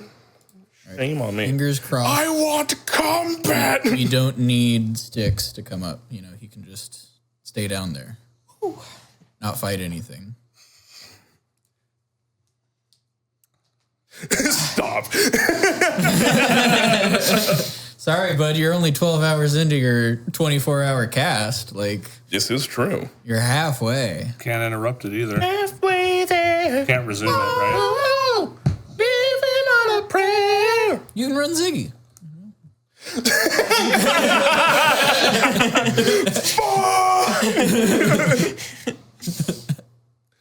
Oh my gosh. I just want to show you guys the map before we leave for today. If the game will let me. You can stop casting if you want to, you know. But you gotta start all over. I'm never letting you run Sticks again. I had you do one thing, and you can choose to stop doing it the moment you come back. That's all I'm saying. A das coup. Oh, it's a really cool map. I bet Sticks would love to fight on this map. Do this fight right now. Just play his extra 3 hours. Well, yeah, we could just run a combat for the next 5 hours. That's Five. fine. All right. Also try to outrun him. So Making you hollow, I asked for it. does your, What happens if I jam one of the gems in the engine? Will it just not? does your like knife or whatever from the Raven Queen get advantage on Storm Ravens? Ooh, No? a knife of bird stabbing. I wish It's called a knife. that would work. I will go over there and cough on all of you. Wild. If you want to commit to the ferry ride, go right on ahead. I think we'll be gone before you get here, honestly. Buddy, and then you can try to track us down at our homes. You don't even know where I live. All right, with that, we'll call it a day. Thank you very much for watching. Watching. I think that's a One Piece villain. It wouldn't surprise me. They're all ridiculous No, that's a and place. stupid. Yeah, that's my hot take for the day. One Piece sucks. Love you, Jeremy. I hope you feel better.